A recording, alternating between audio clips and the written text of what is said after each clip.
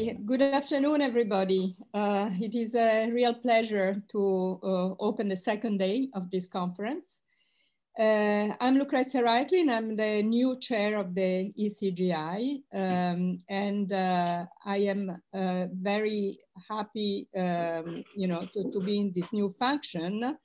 As a new chair, I would like to send a strong message that we are fully committed to make research on corporate governance and the topics that our network has focused on during the years relevant for the current policy debate. And this is really what this 2 days conference has been about, responding to a consultation issued by the European Union.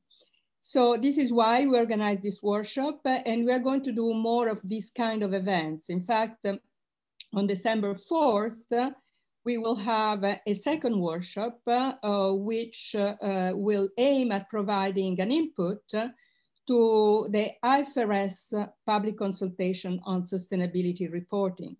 And here I am actually talking with two hats, the ECGI as ECGI chair, but also as an IFRS trustee. And I must say that using my second hat as IFRS trustee, I really value the input of independent research in a process, which is really a process about public policy, but which really needs this kind of independent view, evidence-based independence view. So, these two events are really tightly related. And I think, now talking about this particular event, the EU consultations, which are debating today and yesterday, I really hope that the engagement will remain constructive and it would be useful for all parties involved.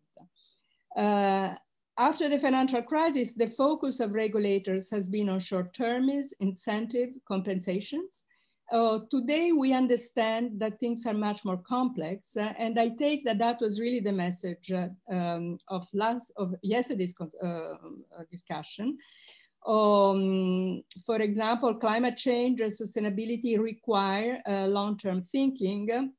This does not mean that short-termism in financial market is the only problem, at least not in the way in which it was defined by the Ernst Young report. And I think this was, at least the point that I took home from yesterday's discussion.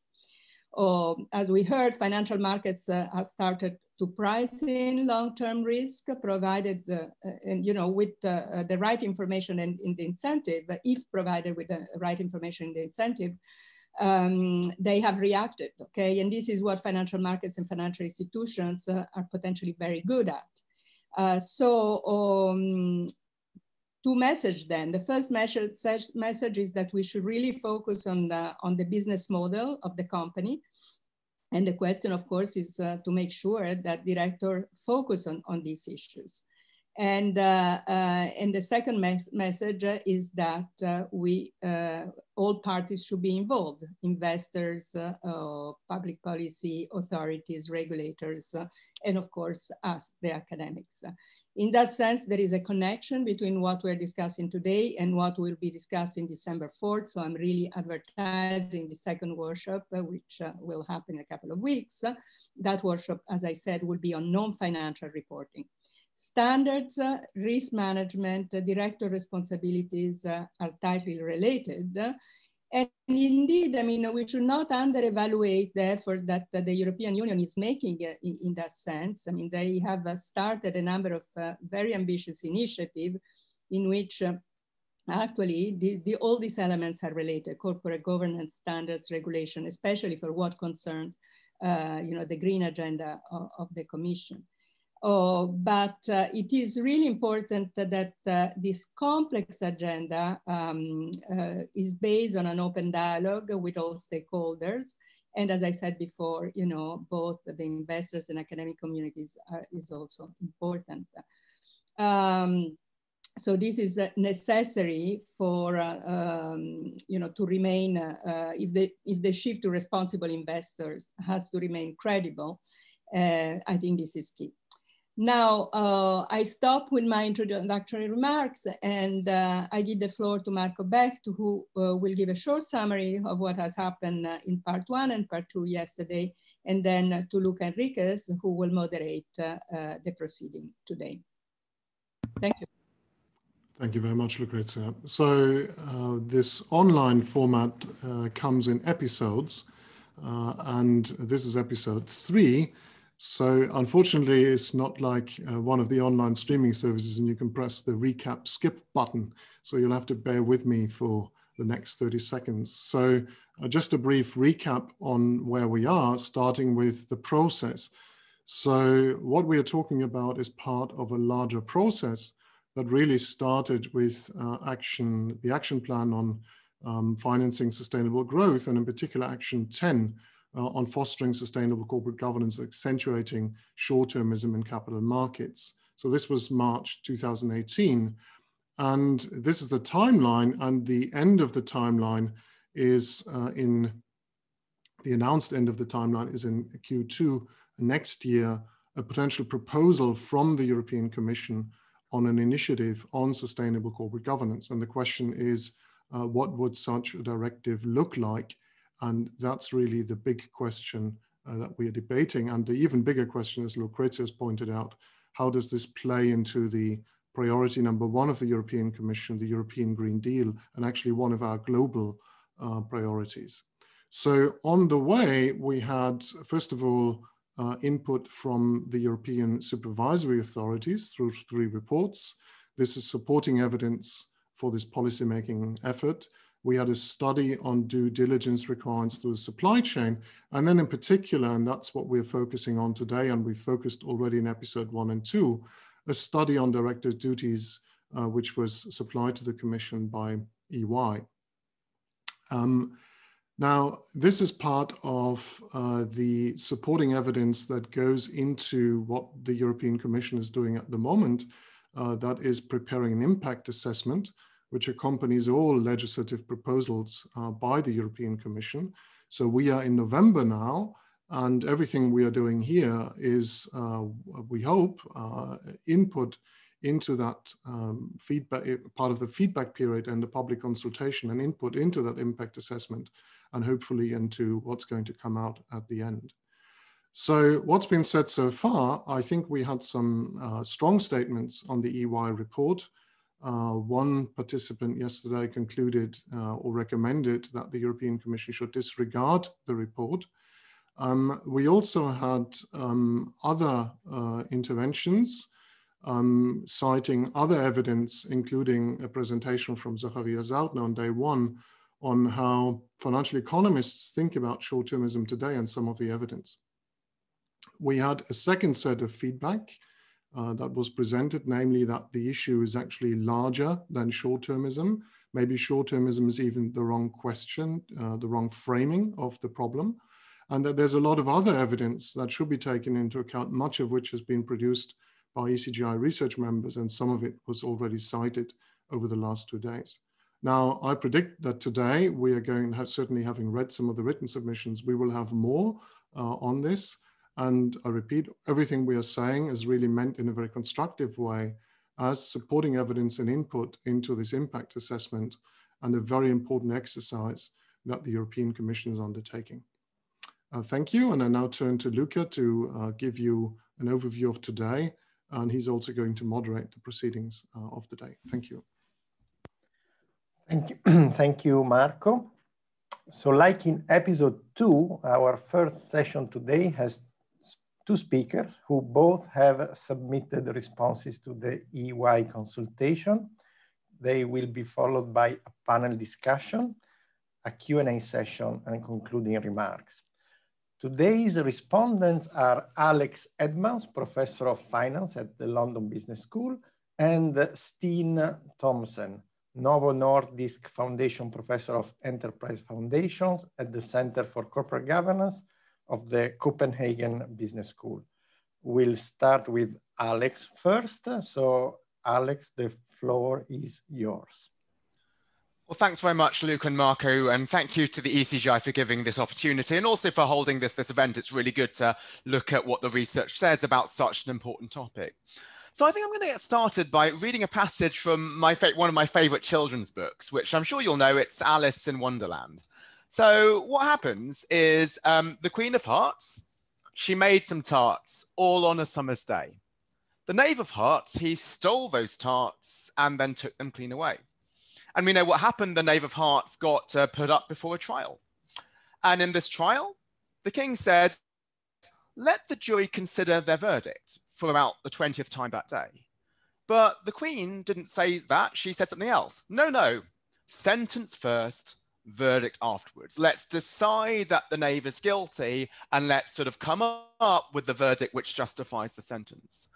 And the reason to start with the story is absolutely not to be flippant. It is to be constructive, as Marco stressed, but to say when we have something as important as the trial, which could be the knave's life or death, or as something which is going to affect the long-term future of European corporations, it's absolutely very important to make sure we start with the evidence first. And then once we've looked at the evidence, then we draw the policy conclusions. So the European Commission should absolutely be commended for gathering evidence before making some policies. Diagnosis does precede treatment, but it is really important for this evidence to be very high quality. And this applies not just to the EC study, but many other studies. So I understand that the study was under attack over the last couple of days, but I would actually say the study is not an outlier. There are many other studies which have policy proposals, which might also have similar flaws. This might be on things that lots of us care about, maybe purpose within companies, the value of ESG. We all have a presupposition that purpose and ESG pays off, but actually the evidence might not support this. And so what I see in the paper is a lot of data, and we often think that data and evidence are the same thing, but data, that's just a collection of facts. That could be some statistics, that could be some correlations, but evidence is data that supports one conclusion and rules out others. So there's various alternative explanations, maybe for a certain set of data. What evidence does is it tries to take seriously the alternative explanations, but unfortunately, this is something that I see lacking in the study. There seems to be some foregone conclusion that short-termism is a problem. There's data which is consistent with that, but there's also data consistent with lots of other alternative explanations which haven't been taken seriously. And so that's something I explored in a TED talk a couple of years ago called What to Trust in a Post-Truth World, about the importance of being rigorous with evidence, particularly when there's the danger of confirmation bias. We have a preconceived view, and therefore we're likely to latch on to one particular explanation. And so this is where academics is really important. So this is why it's great that the ECGI is putting together this event, because I have deep respect for practitioners and I do a lot of work with them, and practitioner studies are really good at getting together data. They're closer to the real world than many of us, but where we are expert is in turning data into evidence and trying to tease apart alternative explanations. And what we have is peer review. Now, often peer review is seen as just a rubber stamp, but it's not, as many of us have suffered ourselves, right? About 95% of papers that get submitted to journals are rejected just because we've not been able to move from data to evidence and really rule out the alternative explanations. So the message here is that we can't just latch on to a study because we like the findings. We need to be really careful that the findings are rigorous. Like, one of the most dangerous phrases is research shows that, because research can show almost anything that you want it to show, right? You can find anything given the plethora of studies out there that supports a preconceived viewpoint. So we must really make sure that the evidence that we have here is very careful. And I'm afraid that my reading of the evidence is that it's one-sided. So as if the authors have decided on the conclusion, they've decided on the sentence like the Queen of Hearts, and then reverse engineered evidence to support it.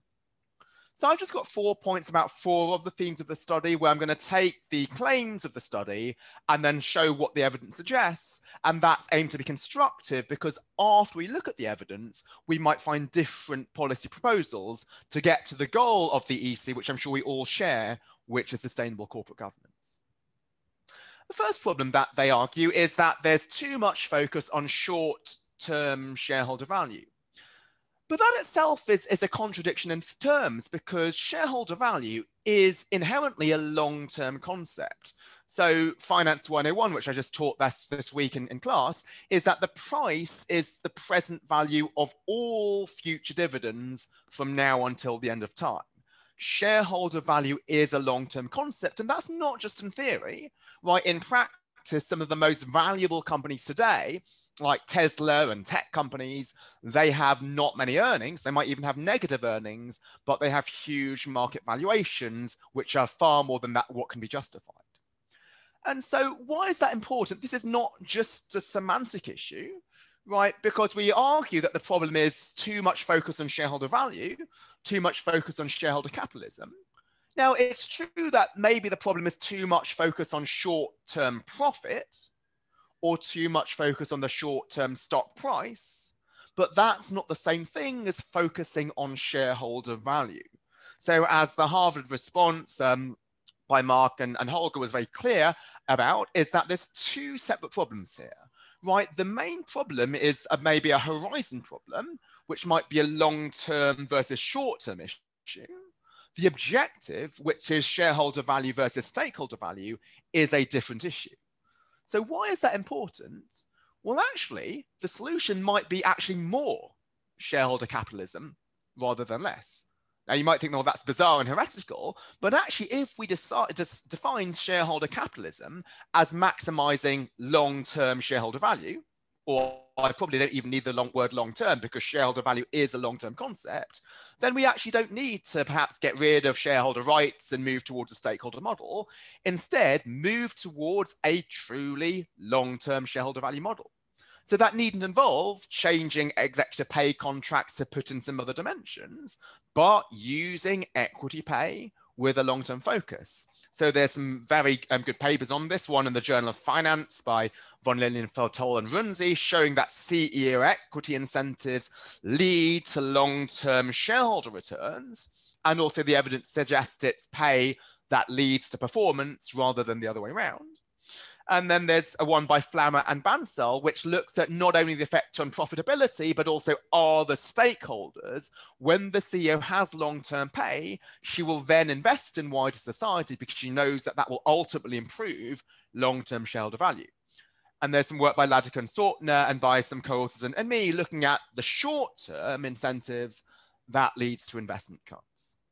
So the big punchline of this point is we don't necessarily need to rip up the shareholder value model. Instead, understand what shareholder capitalism involves is a focus on long-term shareholder value, not the short-term stock price. Okay, my second point goes back to this idea of shareholders versus stakeholders, which the Harvard response correctly highlighted as being a different dimension. So the study assumes what I call a fixed pie mentality, right? The value that a company creates is a pie. Anything that goes to shareholders is at the expense of stakeholders. So if we want to help out wider society, we must reduce the slice given to shareholders. So that might involve reducing their rights. And we often see stakeholder capitalism as being anti-shareholder capitalism. But that's not the case because the pie can be grown, right? There's evidence suggesting that things such as shareholder activism can lead to long-term creation for all of society. So that's something I explored in a recent book, Gathering the Evidence, not by me, but by lots of other scholars. And so why is this really important? Because what this highlights is maybe the problem here is not shareholder capitalism versus stakeholder capitalism, which is splitting a fixed pie, but managerial capitalism, which is the manager's ability to shrink the pie through coasting or to grow the pie through innovation and excellence. So the primary concern here might be to ensure that the CEO is growing the pie for both stakeholders and shareholders, rather than pursuing her own pet projects, over investing and the like. So my concern here is that if we reduce shareholder rights, we're not going to move towards stakeholder capitalism. We might move towards managerial capitalism. And I don't think this is scaremongering on my part. We saw a lot of these issues, say in the 1970s, and it was the shareholder value movement that led to the savings of lots of dollars, which might be wasted. And also the important thing is that shareholders might not care just about profits, they care about wider society also. We've seen this in a lot of the voting that shareholders might be doing. One thing that Tom Gosling, my colleague at LBS, and I are developing, it will be in the Wall Street Journal next month, is the idea of say on purpose, is that if indeed a company wants to pursue purpose beyond short-term beyond profit, that is fine, but just make sure that you have investors vote on this. So that ensures that the other stakeholders that you prioritize are the ones that shareholders care about, rather than the ones the CEO herself just might be considering because that's their pet interest. Okay, the third point here is the one about shareholder payout. So one of the big problems argued is both dividends and share buybacks. And they say, well, the upward trend is evidence of a focus on short-term benefits of shareholder value.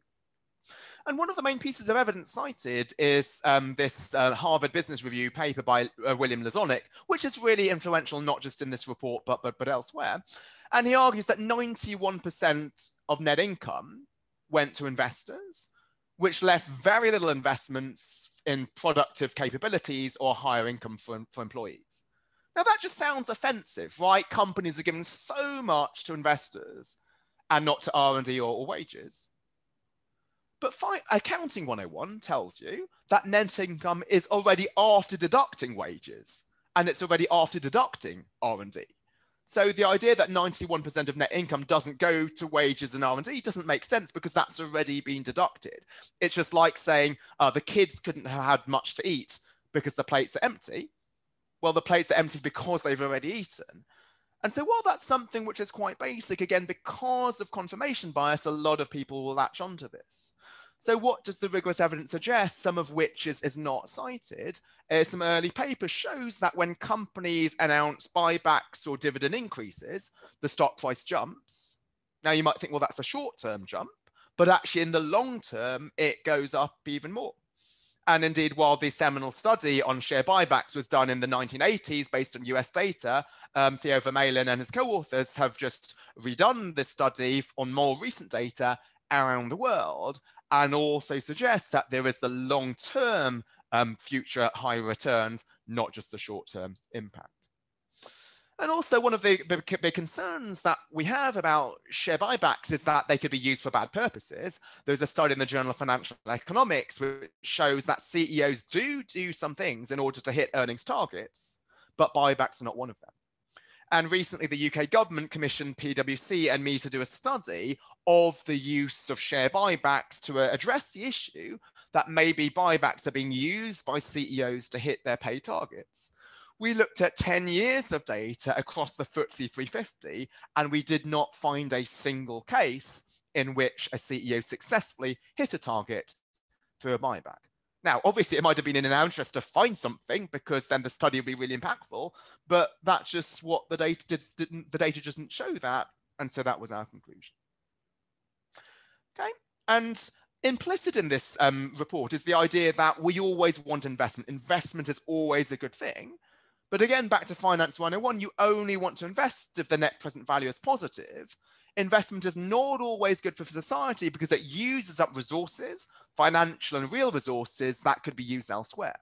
So the report has what we'll call partial equilibrium thinking, not recognizing that if you don't invest and then you pay out the funds to investors, they can invest this elsewhere. And indeed, one of the reasons why the US might have so much funding of startups is because investors are getting payouts from mature companies and can redeploy them. And that's a point which is evidenced by Fried and Wang and also Huazhi Chen within the US. Also, Jesse and Charlie have also redone this study on the EU. So it's not just something in the US, but also something in the EU. My final slide is this idea about long-term shareholders. So the idea is we want long-term behavior. I fully understand that. But then the logical misstep is to argue that long-term behavior requires shareholders to hold for the long term. So this fundamentally confuses two concepts. One of them is the horizon of the shareholder, which is when she takes her decisions, is she trading on long-term or short-term information? And the second is the holding period.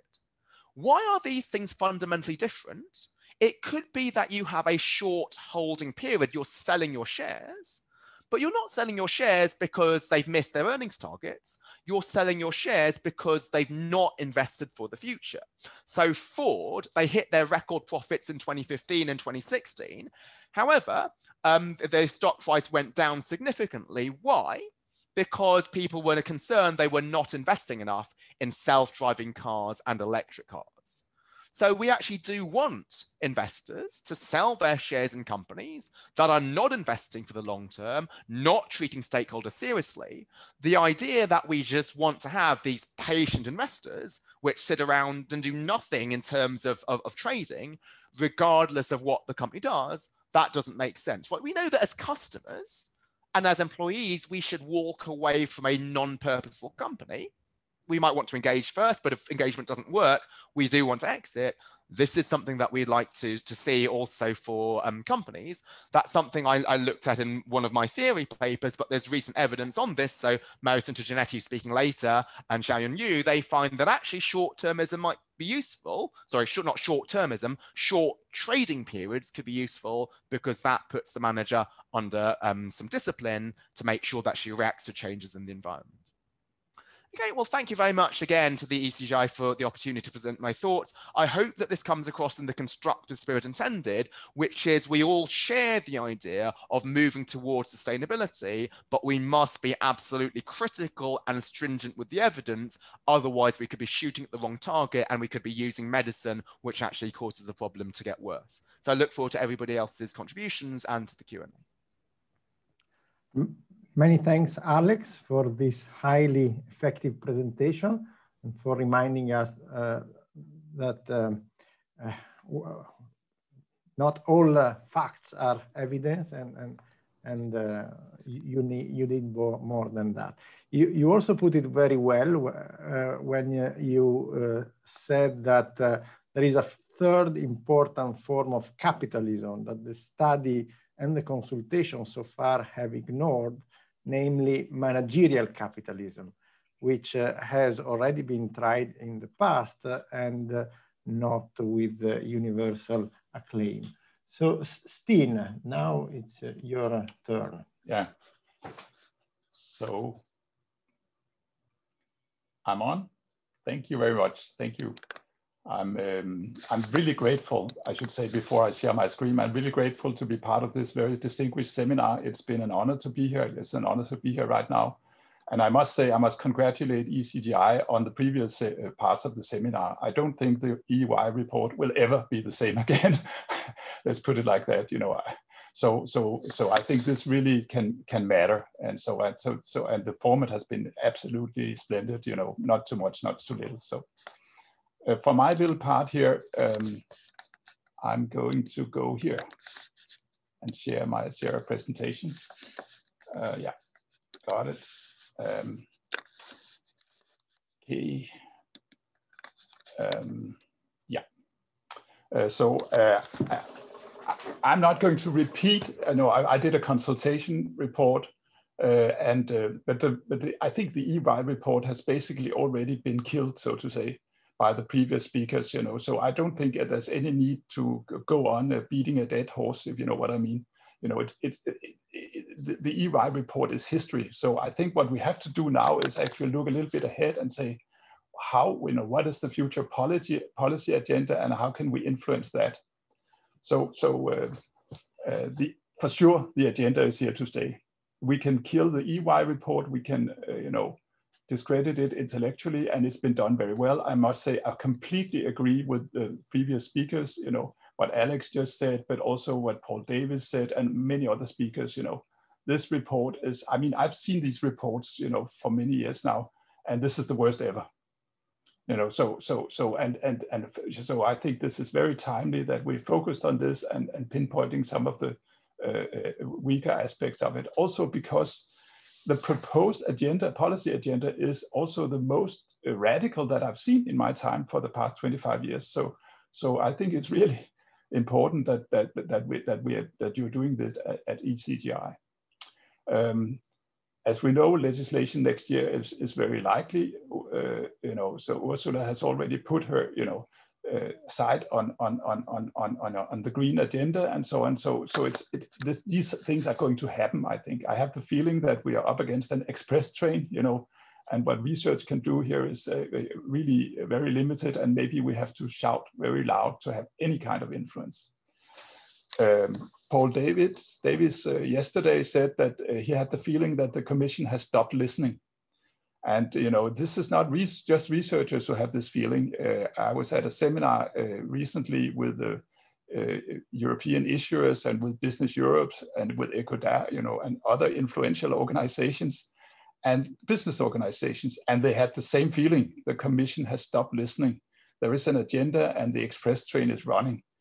So I think what we have to ask ourselves now is, and what I'm going to try to do is, how can policy be influenced to do as little damage and as much good as possible?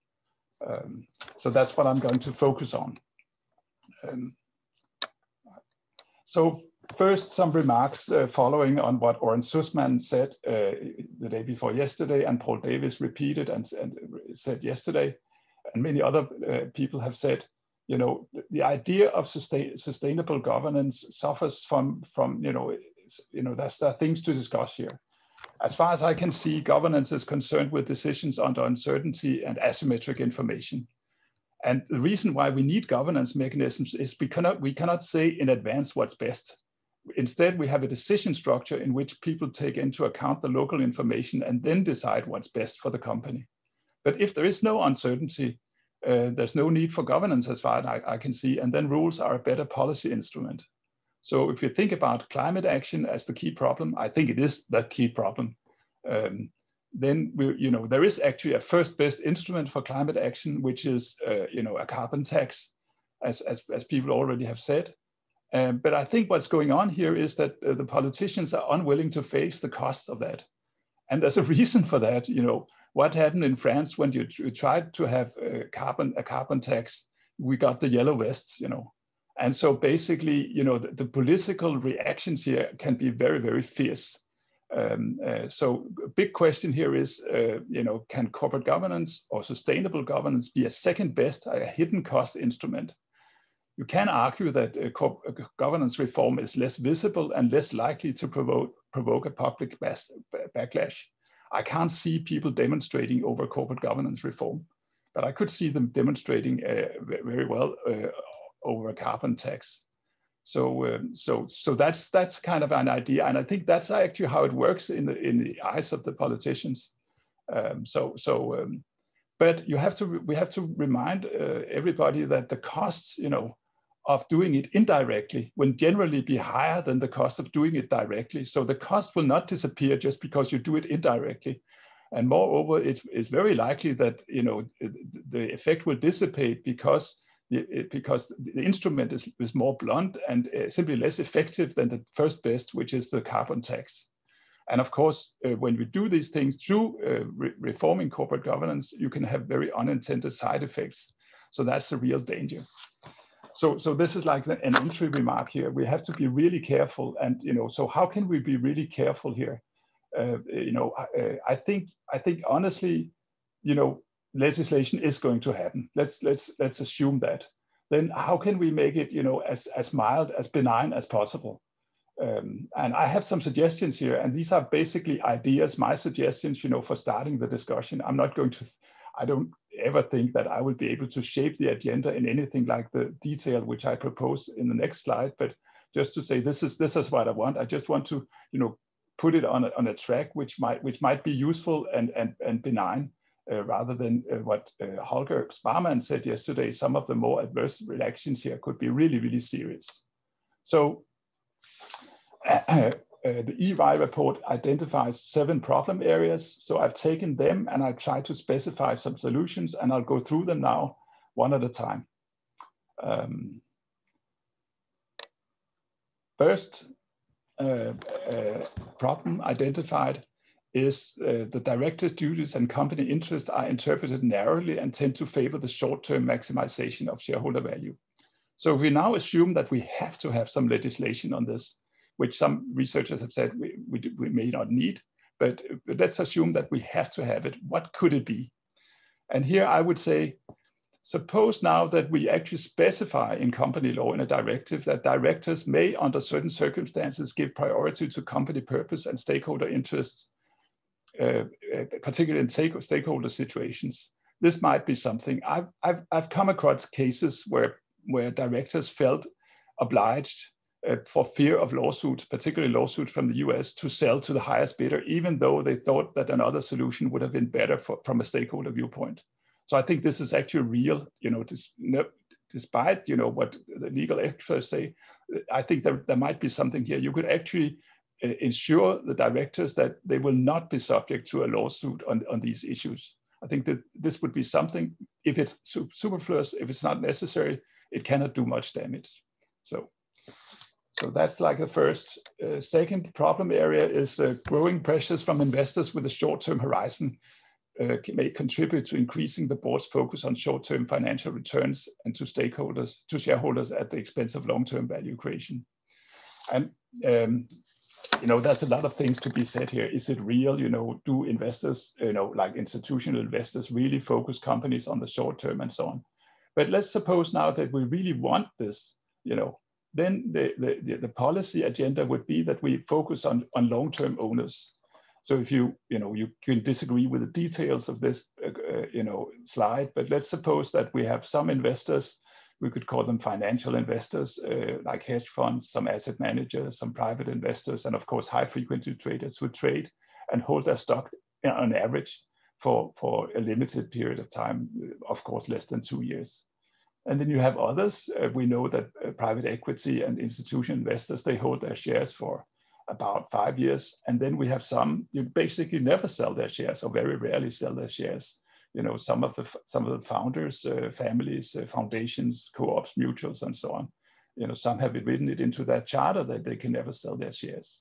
And so really, if we want long-term ownership, perhaps we have to start thinking about how to, promote this group of long-term owners. How could we do that? That would be one way of thinking about it. But I would issue a note of caution here is that if short-termism is not the real problem which Ursula von der Leyen is interested in, maybe the real problem she's interested in is not short-termism, but it's sustainability. It's not at all clear that the long-term owners are more sustainable or have more sustainable preferences than the short-term.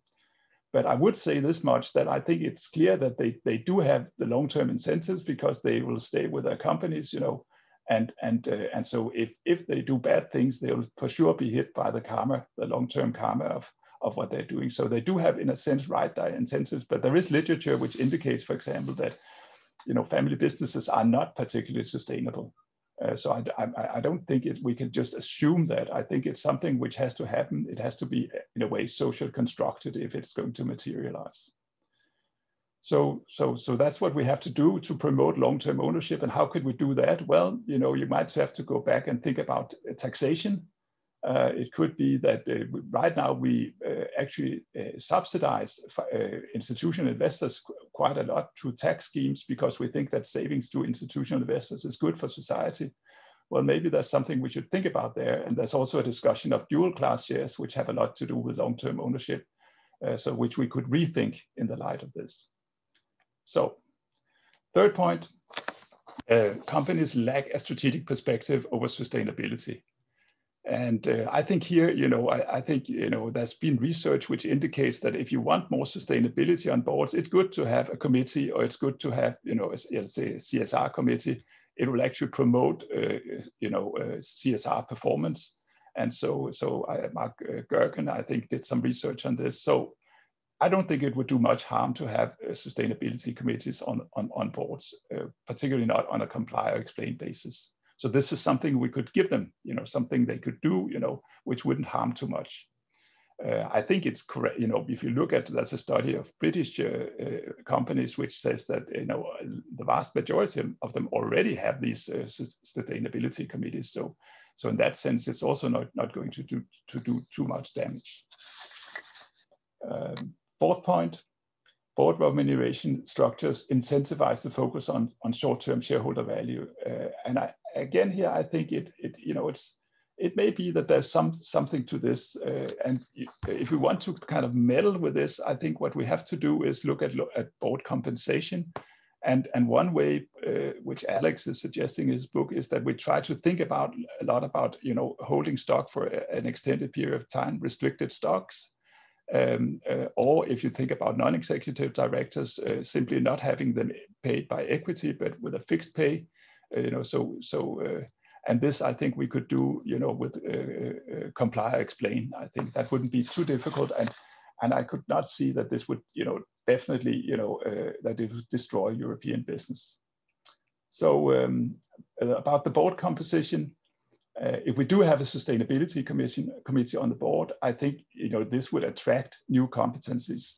I think, you know, to be honest, we do need new competencies to address sustainability issues. You know, if we want to address climate change, I think we need, you know, more scientists, biologists, engineers on the board who know about these things and the physical side of things, if you will. And they would be natural members of sustainability committees. So I think that particular solution would kind of solve both problems. So then about the stakeholders, I could see a scenario in which you know, we have advisory stakeholder councils. Now, I think there's a real risk that these stakeholder councils, you know, would not just stay advisory, and they would have long-term governance implications, you know, which you know, might be unfortunate if they kind of destroy the chain of command and the role of owners in the governance system. But you know, provided that they stay advisory, I think, you know, it could be an idea which does not do too much harm. But I would say that in these advisory councils, we'll have to focus here on customers and suppliers. Employees are already covered in the EU by our Works Council, employee board representation, and so on. So I think the new thing would have to be that we take in the customers and the suppliers. If we want to enforce directors' duty to act in the long-term interest, a kind of easy way of doing that is to say that if we have long-term owners, you know, who have long-term interests of the company in mind, then why not just create a special role for them on board? Recommend, for example, in a comply or explain scheme that you know, that some directors have to, you know, long-term owners have to be represented on the board, or should be represented on the board.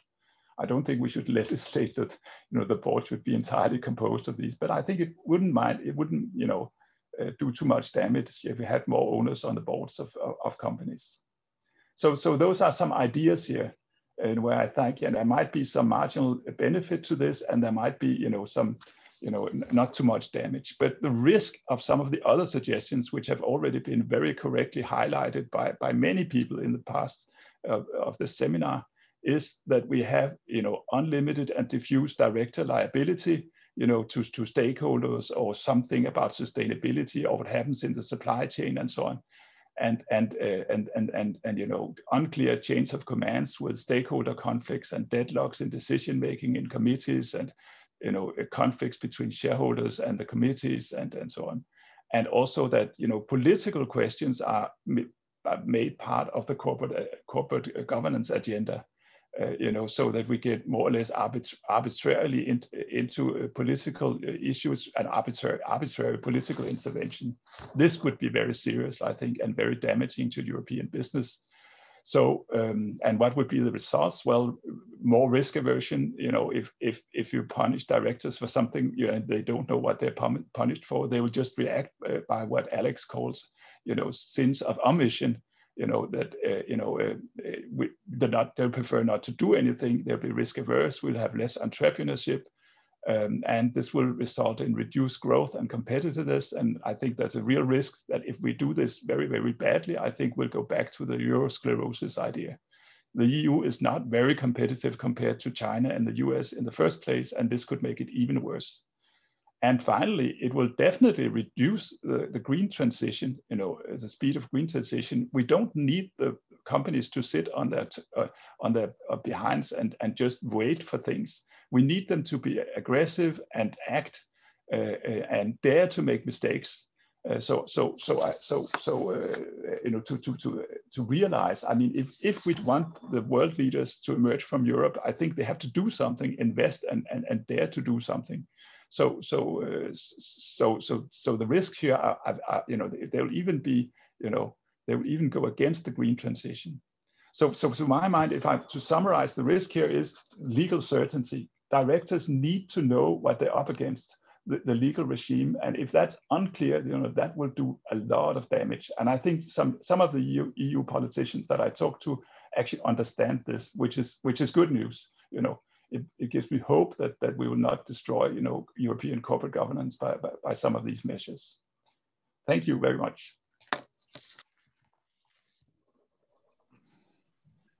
Thank you very much, Steen. I put my yellow jacket on just in case it helps drawing attention on these issues by policymakers and those who will make decisions on these things.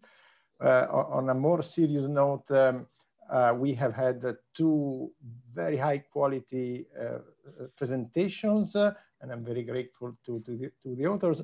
We have eaten a little bit into the break, but I really thought it would be worth to listen to that. And also, last but not least, Steen's catalog of less radical reforms. So we now have our break, and we resume at past, whatever time it is in your time zone. Thank you very much and see you soon. Okay, welcome back. It's now time for our discussion panel with the 4 speakers who all have made important contributions in the fields of corporate governance and corporate law. Mariassunta Giannetti is professor of finance at the Stockholm School of Economics. Amir Licht is professor of law at the Radzyner Law School of the Interdisciplinary Center at Herzliya. Rolf Skog is professor of company law at the University of Gothenburg and also serves as an expert to the Swedish Ministry of Justice in the field of company law and takeover regulation. Finally, Per Strömberg is the SSC Centennial Professor of Finance and Private Equity at the Stockholm School of Economics and the current holder of the Söderberg Professorship in Economics. It's a heavily Swedish panel, purely coincidentally. As always, we'll use an alphabetical order. So Mariassunta, the virtual floor is yours. Okay, I have some slides that I would like to share, yes. And hopefully you see them now. Yeah. Okay, so thank you for having me. And I will try to address the issue of sustainability and short-termism, answering to the question, is short-termism really the problem that we should be most concerned in a short interest rate environment? Of course, we all want a sustainable corporate governance, that is corporate governance that contributes to growth and doesn't damage environment, that is brings to long-run growth. But what does the theory tells us? Well, our models of corporate governance give always extremely nuanced implications. So in order to refer to the issue of short-termism versus long-termism, all theoretical model I can think of may have implication that there is inefficient short-termism if, for instance, for an agency problem related to the fact that the manager wants to show his skills and increase his or her wage or career opportunity, invest in short-term projects, try to meet analyst forecasts and so on. However, the same model can be tweaked in a way that they would also imply that there is inefficient long-termism. For instance, managers might not want to admit that a company has to change strategy, technologies, because their skills would become obsolete. So in this case, having a corporate governance system that doesn't cut funding or punish the management may actually be bad for the company. So the problem that I see in most of the work that is reviewed, or the way in which is reviewed by practitioners, is that, well, it's easier to look for an average effect, or most likely, as any empirical work would do, an effect on a specific context. So on the specific issue of the short-termism, most of the empirical work, even very carefully executed, I tended to find that there seems to be inefficient short-termism. But I would think that in general, empirical corporate governance should move closer to theory and try to answer the more complex question, that is, under what circumstances is a specific corporate governance mechanism optimal and can lead to sustainable growth. So let me get to short-term ownership. That is a topic that I've been working on, and I have tried to change people's views on these topics. First of all, who are short-term investors?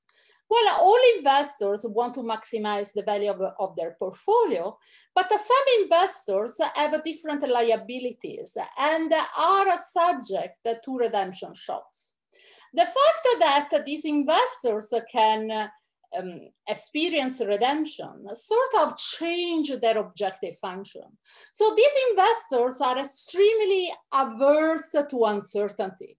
If there is uncertainty, that is the probability that a company might perform badly in the future increase, these investors may try to sell now. So this may cause an undervaluation of the company's stock and is a punishment for the management. So is this good or bad? Well, my answer is that theoretically it depends.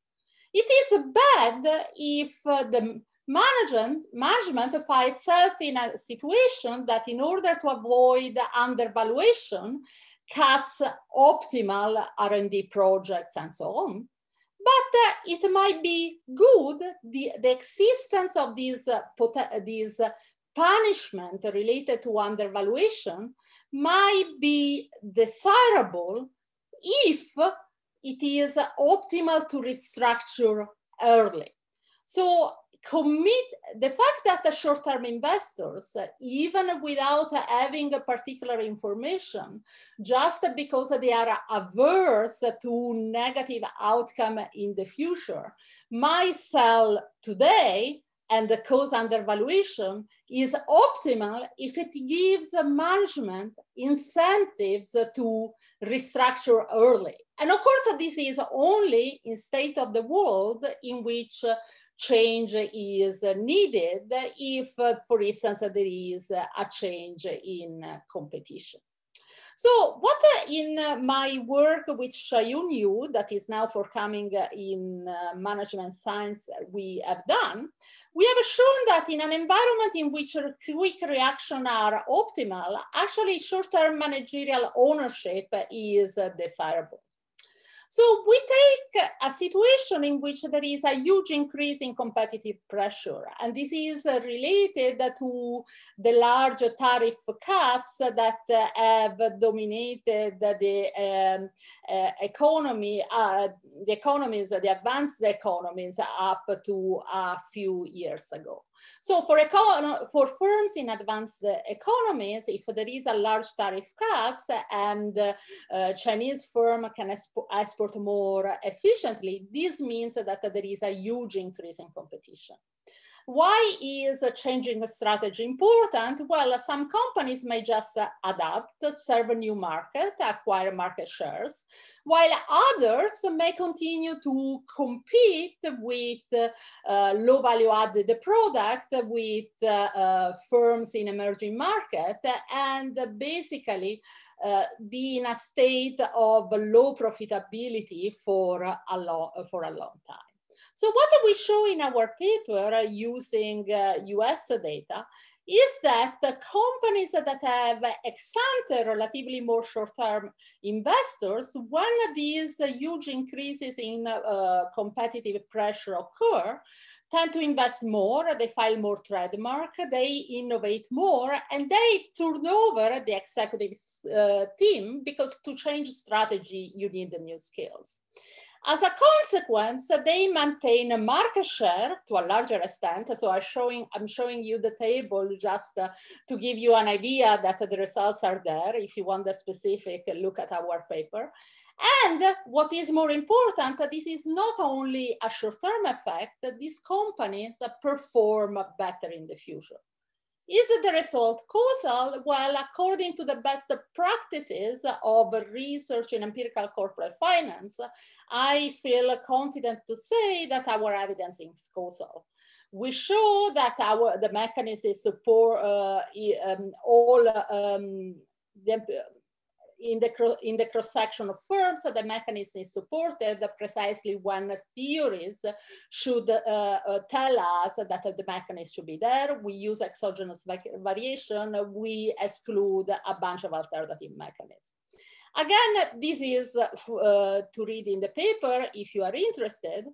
But I now want to tell you and explain why I think that our results are important. In principle, you could say, well, we are interested on an ownership structure and on institutional investors that can deliver good results on average. Now, you show that in some specific state of the world that you call a radical change, a huge increase in competitive pressure, this kind of ownership structure is optimal. But if these states are rare enough, why should we care? Well, I think that from the point of view of policy, having incentives to restructure is currently very important. What do I have in this slide? What I'm showing you. I'm showing you how the number of firms that are classified as a zombie has increased in advanced economy. What are zombie firms? Well, zombie firms are firms that are zombie, that is, they are almost dead. They have very low profitability, they barely can service their debt, but they are alive because currently interest rates are very low. The fact that these zombie firms exist is considered bad by macroeconomists because it decreases the overall productivity of an economy. Now, what would we need to eliminate? And this is a very relevant policy problem if you think of monetary policy and banking. So just yesterday, Isabel Snabo had an article on Vox EU discussing zombie firms. So why a firm is a zombie? Well, a firm is a zombie because it didn't restructure and because its owners didn't push it to restructure. If there are owners that threaten to sell, that would drive the price of the stock low enough, some firms might have a stronger incentive to restructure. So to some extent, what our result could propose is that in certain states of the world in which our concern is having creative destruction in the economy, to have shareholders that are less patient and allow the management to pursue long-term strategy might be more desirable. And this is particularly true, even if I don't have empirical evidence because I haven't studied the data yet, in a situation like the European one, in which many firms are family firms. And we know that non-professional managers may have just private benefits from continuing to run the company the same way in which they were doing 20, 30 years ago. And this might be related to this zombie phenomenon. So this is just to make people think, and especially people at the Commission, that short-termism can, of course, be myopia, might be bad, but sometimes to have owners, even if they are not informed, that commit to harsh punishment might be desirable if we want to interrupt strategy, long-term projects that are inefficient. And this might be particularly relevant in a situation of low interest rate. Why? Well, if loans are available cheaply, these low profitability firms might be able to survive even if they do not create more jobs or bring more growth. Thanks a lot. Many thanks, Mariassunta, for this thought-provoking presentation. You remind us about the status quo bias, or perhaps the static economy bias of many politicians. From short-termist politicians' perspective, it's better to have a zombie firm today than perhaps one successful firm tomorrow. So now it's Amir Licht's turn to take the floor. Amir, please. So, thank you, Luca. I will first thank Luca, Marco, Elaine, and everybody else who was involved in orchestrating this wonderful workshop. I apologize for missing it yesterday. I had a full teaching day. What I have to say is about what I call culprit number one. Here are my remarks. As is always the case, it is rather worthwhile to summarize. A picture is worth 1,000 words. In this case, one picture is worth 185 pages. You can see here a cartoon by Polyp. We see a CEO apparently after looking at this is like a policy action paper, a better world together. And he's lamenting, why do I have to pretend to care when I don't? I don't. And right beside him, there's supposedly the CFO telling him, the old chap, of course you don't care. Now come along, put yourself together. And that's basically the diagnosis of the EY report, right? That directors don't care, or they don't care enough about stakeholders, and something needs to be done. And that something, according to the report, is, make some hard laws that would make them care and get them in line. As we know, after this, 3-day workshop, there's a core problem that the report identifies, and that is that there is a trend of publicly listed companies within the EU to focus on short-term benefits of shareholders rather than on the long-term interest of the company. And there are like 7 problem drivers. The study identifies the following 7 key problem drivers. Number 1, my driver, is directors' duties and companies' interests are interpreted narrowly and tend to favor the short-term maximization of shareholders' value, right? So how does this work? Driver 1, again, this is director duties. Issue number 1 in driver 1 is that the formulations of director duties and companies' interest in which board members are required to act as part of their fiduciary duty or duty of care are unclear. That's the problem. And this leaves room for interpretations that tend to prioritize shareholders' interest over long-term companies' objective in light of the prevalence of shareholder primacy norm. This is the key driver. Now, there's here's the theory, right? The theory, the causal mechanism here is that driver one affects directors' decisions.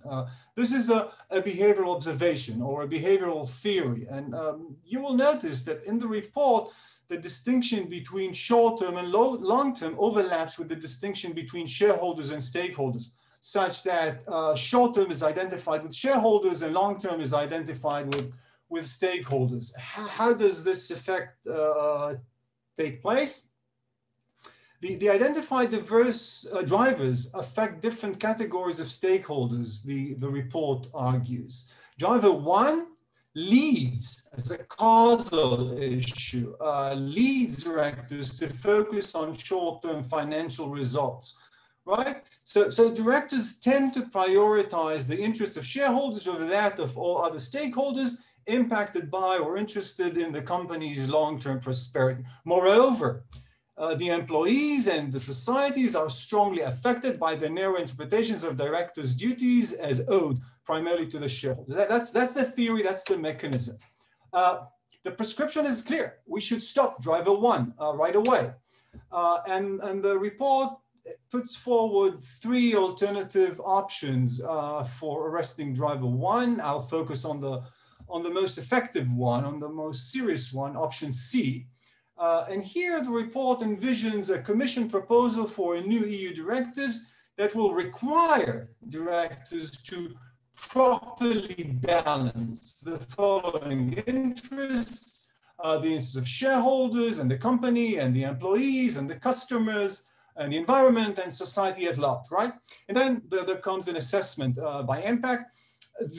There will be a large change, the report envisions. There will be some minor, mild negative impact on companies, but it will be more than compensated by a substantial positive economic impact, a high positive social impact, a high positive environmental impact, a high impact on fundamental rights, and not unimportantly, zero impact on public administration, right?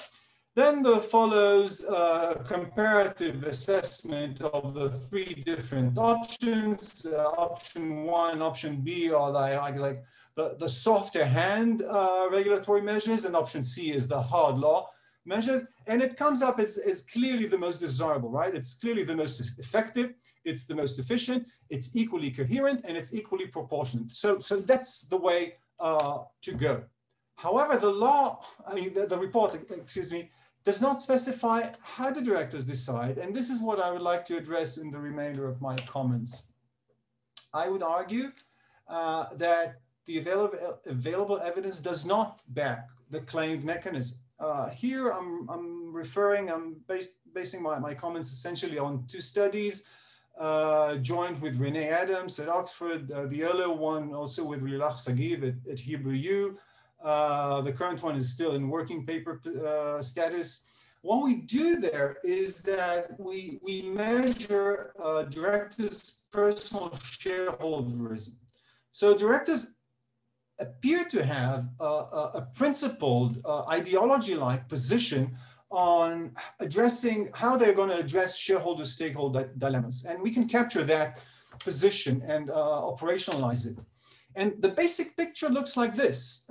If you look just at the raw scores, well, they're basically all over the place. And most of the directors are right there in the middle. You know, there's like a fat belly of level-headed directors who are somewhere in between extreme shareholderism and extreme stakeholderism. And if you fiddle with the numbers just a bit, and here in the middle, you can see a plot of, again, shareholderism levels of directors after we partial out all the country fixed effects. So we basically take out of the variation all the social institutions, the legal institutions, culture, whatever. And still, you know, directors are all over the place. Most of them are right there in the middle. We don't see a bimodal distribution here of stakeholderists and shareholderists, depending or resulting from someone. One thing is clear: directors, at least our sample directors, are clearly not the cartoonish sociopaths that were portrayed at the beginning of my talk. I mean, these are reasonable people who have various positions. How do they decide? Can we say something about how they really decide? Here, the earlier, that's my Swedish contribution to the all Swedish panel. When we look at this purely Swedish sample, we find that individual shareholderism level is strongly linked to and probably motivated by their personal values. And these values are deeply ingrained and they pretty much gel at adolescence.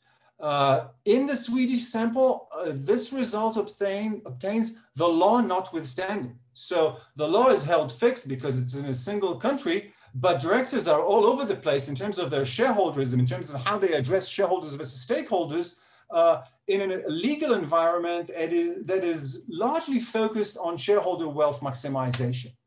When we look in the later study in a broader sample and directors coming from 55 countries and sitting on boards of firms in 23 countries, we confirm that shareholderism is strongly linked, likely motivated by their personal values. Shareholderism is also affected by one's cultural heritage.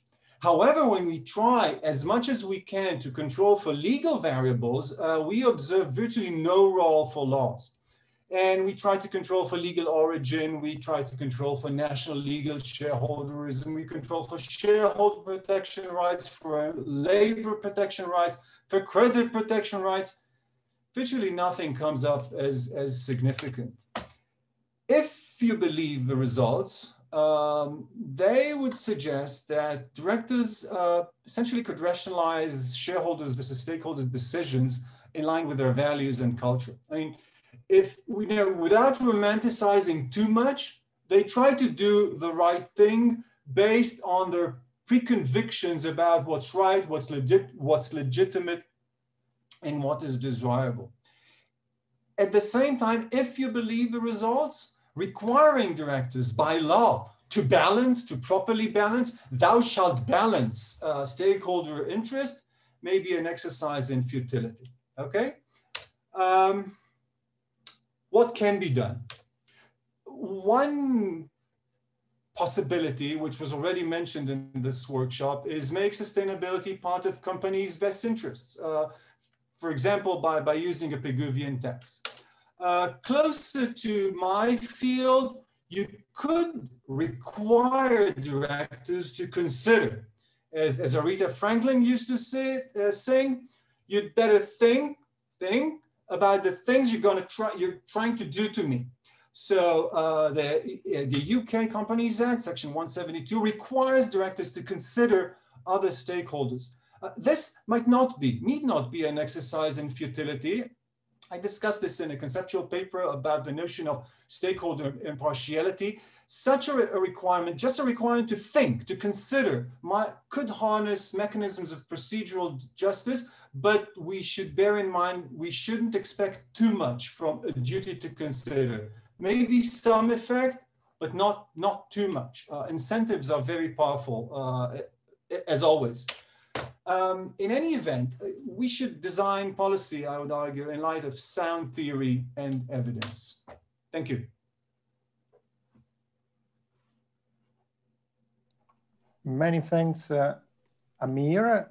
It was fascinating to see how, in this case at least, the law does not matter, but it made me think, actually, your last slide about the UK solution made me think that perhaps something else matters here, which is, sorry for being perhaps fixated with something because of where I live, Brexit. That is, I cannot help thinking, wondering how differently this legislative process would have proceeded and possibly would still proceed if the UK were at the table, at the negotiating table.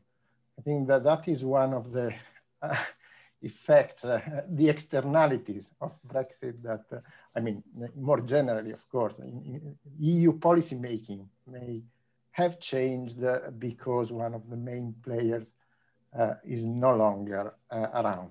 Having said that, it's now for Rolf Skog to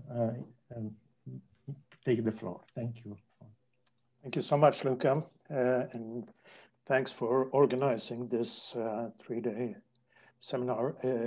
Extremely valuable, I must say. Now, being the almost last panelist in such a webinar on a Friday afternoon is, of course, a bit of a challenge. You can't escape the feeling that most of what could and should be said has already been said by other speakers and panelists, and you don't want to reiterate. In my academic capacity, I have delivered my views on the EY report in the ECLE feedback, which Paul touched upon yesterday, as well as in the feedback from the Nordic company law and business professors. As you hinted, Luca, I have, for most of my professional life, also been heavily involved in drafting company law and corporate governance regulation in Sweden, and thereby also been involved in negotiating Commission initiatives in Brussels. I still am, and I can foresee this Commission initiative too landing on my desk once it is transformed into a formal directive proposal next year, maybe. Hence, allow me at this time of the day to give some additional and strictly personal remarks on the EY report, but with a bit of a Swedish regulatory twist to it. The Swedish economy as a background is the largest economy among the Nordic countries. The stock market is well developed with today actually almost 1,000 listed companies, a record number of IPOs during the last decade, and an active market for corporate control. Now, the role of the corporation in the development of the Swedish economy can scarcely be overestimated. Today, there are almost 700,000 corporations registered in Sweden, a country with roughly 10 million inhabitants. Most of these are, of course, small SMEs, but Sweden has, as you very well know, a disproportionate number of global corporations: Ericsson, SKF, Volvo, IKEA, and Spotify, to name a few.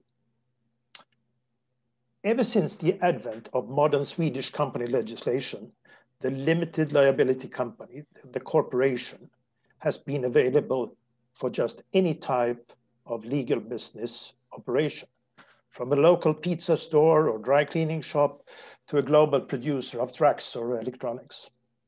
The Swedish Companies Act requires the company articles to present the objects of operation, but imposes no limitations whatsoever on the objects which may be stated.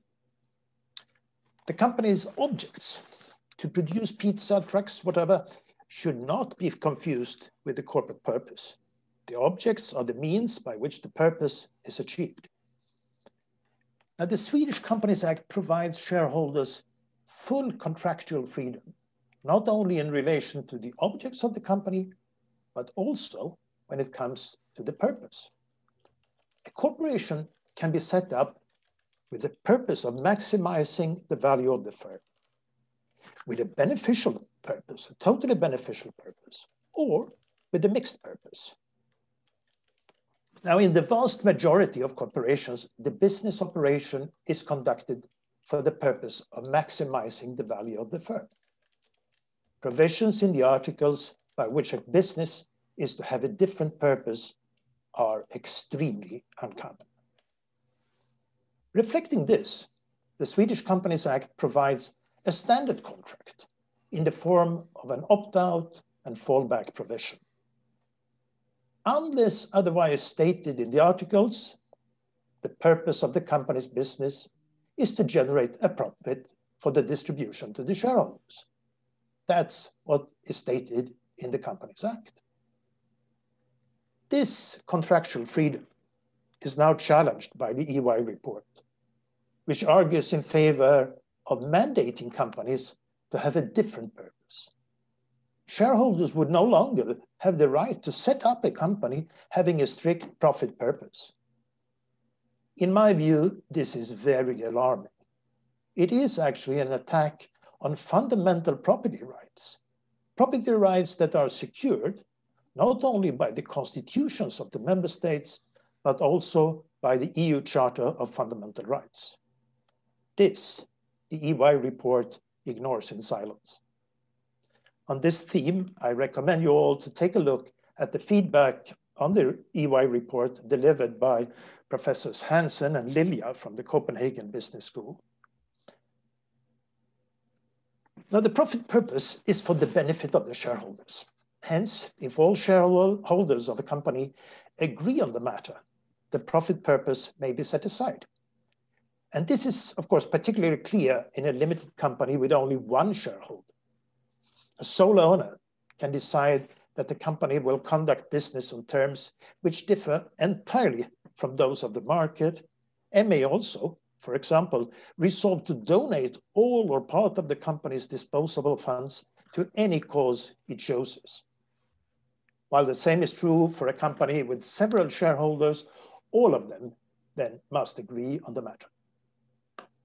In the EY report, it is asserted that there is, or at least once was, some sort of interest of the company, having precedence over the interest of the shareholders, and accordingly has primacy over the profit purpose. An interest which, as I understand it, the board of directors or even company management would be able to involve in order, for example, to be able to avoid implementing a resolution adopted by the shareholders. But can this really be the case? If there was an interest of the company which had precedence over the interest of the collective of shareholders, this would, of course, by necessity, be the case in all companies, not only listed companies with many shareholders. If this was the case, this type of interest would also exist in companies with very few or just one owner, of course. Furthermore, if the concept is to have any practical meaning, the company's board of directors must be able to exploit it in order to refuse to implement a resolution adopted by the shareholders if the board believes that the decision runs contrary to the interest of the company, even if the decision was unanimously adopted by the shareholders of the company. Well, it's not difficult to illustrate the unreasonableness of such a regime. Assume, for example, that the shareholders unanimously resolve to wind up the company's operations, dispose of the assets, pay off all liabilities, and distribute any remaining capital. In short, to liquidate the company. If there was an interest of the company which was greater than the interest of the shareholders, to which the board could refer, this would entail, by necessity, the possibility that the board could prevent the shareholders from closing down the business if the board was of the opinion that it was in the interest of the company to continue operations. It should be patently clear, I think, to everyone that this is not and should not be the case in a properly functioning business environment. As so clearly stated by Easterbrook Fischel already many decades ago, the corporation is a financing device, nothing more. And there simply is no such thing as a company interest. And that is also the well-established understanding of the Swedish Companies Act, by the way. So does the profit purpose of the corporation mean that according to the Swedish law, the board of directors and the CEO cannot and should not act with other than shareholders' interests in mind, e.g. the interest of the employees of having good workplace conditions, the interest of the surrounding community of clean air and waters, or the global interest in low carbon footprints? No, not at all. There is absolutely nothing in the law to prevent the corporation from going further than the requirements of the law and other compulsory regulations in various areas. For example, it's not uncommon, particularly for large companies, to institute and comply with international codes of conduct concerning employment conditions and environmental impact in the supply chain in countries in which the company operates. It also happens that individual companies will go even further on its own initiative and, for example, offer its employees terms and conditions which are better than those required by mandatory rules. All of this is permissible, so long as it is compatible with maximizing the value of the company. As a matter of fact, the requirement of the law to act in accordance with the profit purpose means that the board of directors and management have a duty to consider and ensure that the company invests in every conceivable interest as long as the investment contributes to enhancing the value of the company.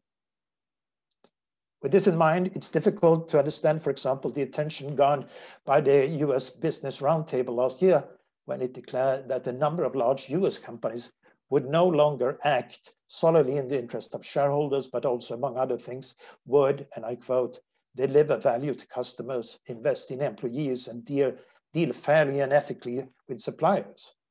Well, in the Swedish context, at least, this is neither new nor controversial, as long as these and other measures contribute to increasing the value of the company.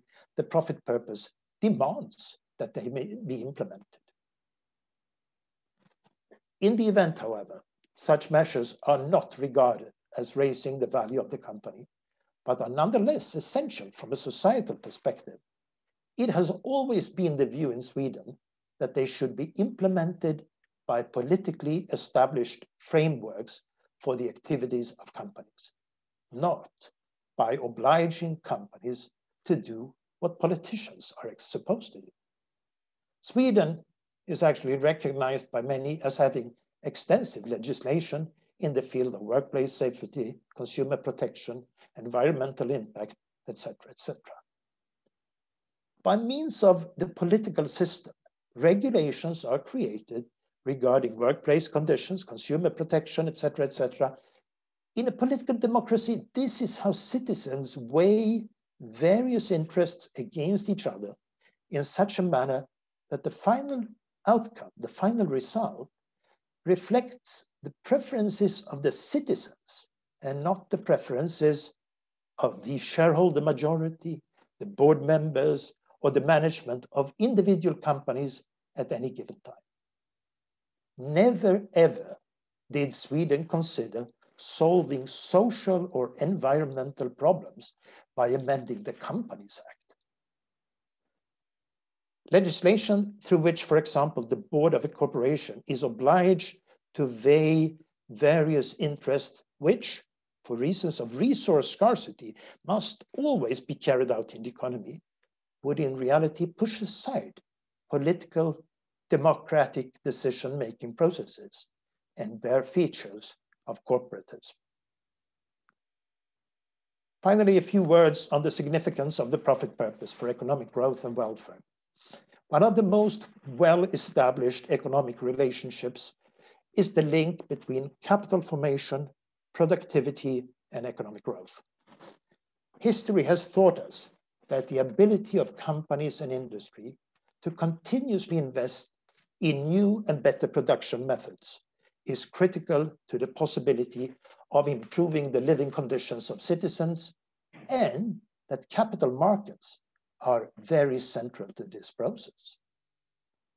Today, stock markets and the supply of risk capital is global. Since 2005, Europe's share of the global stock market value of non-financial companies has fallen by nearly 50%, while the dominance of US and China has grown. The total stock market value of all European listed companies today equals only a tiny 10% of the global market value. The combined market value of the 30 largest German companies, that's DAX 30, does not rise even to the level of 2/3 of the exchange value of Apple alone.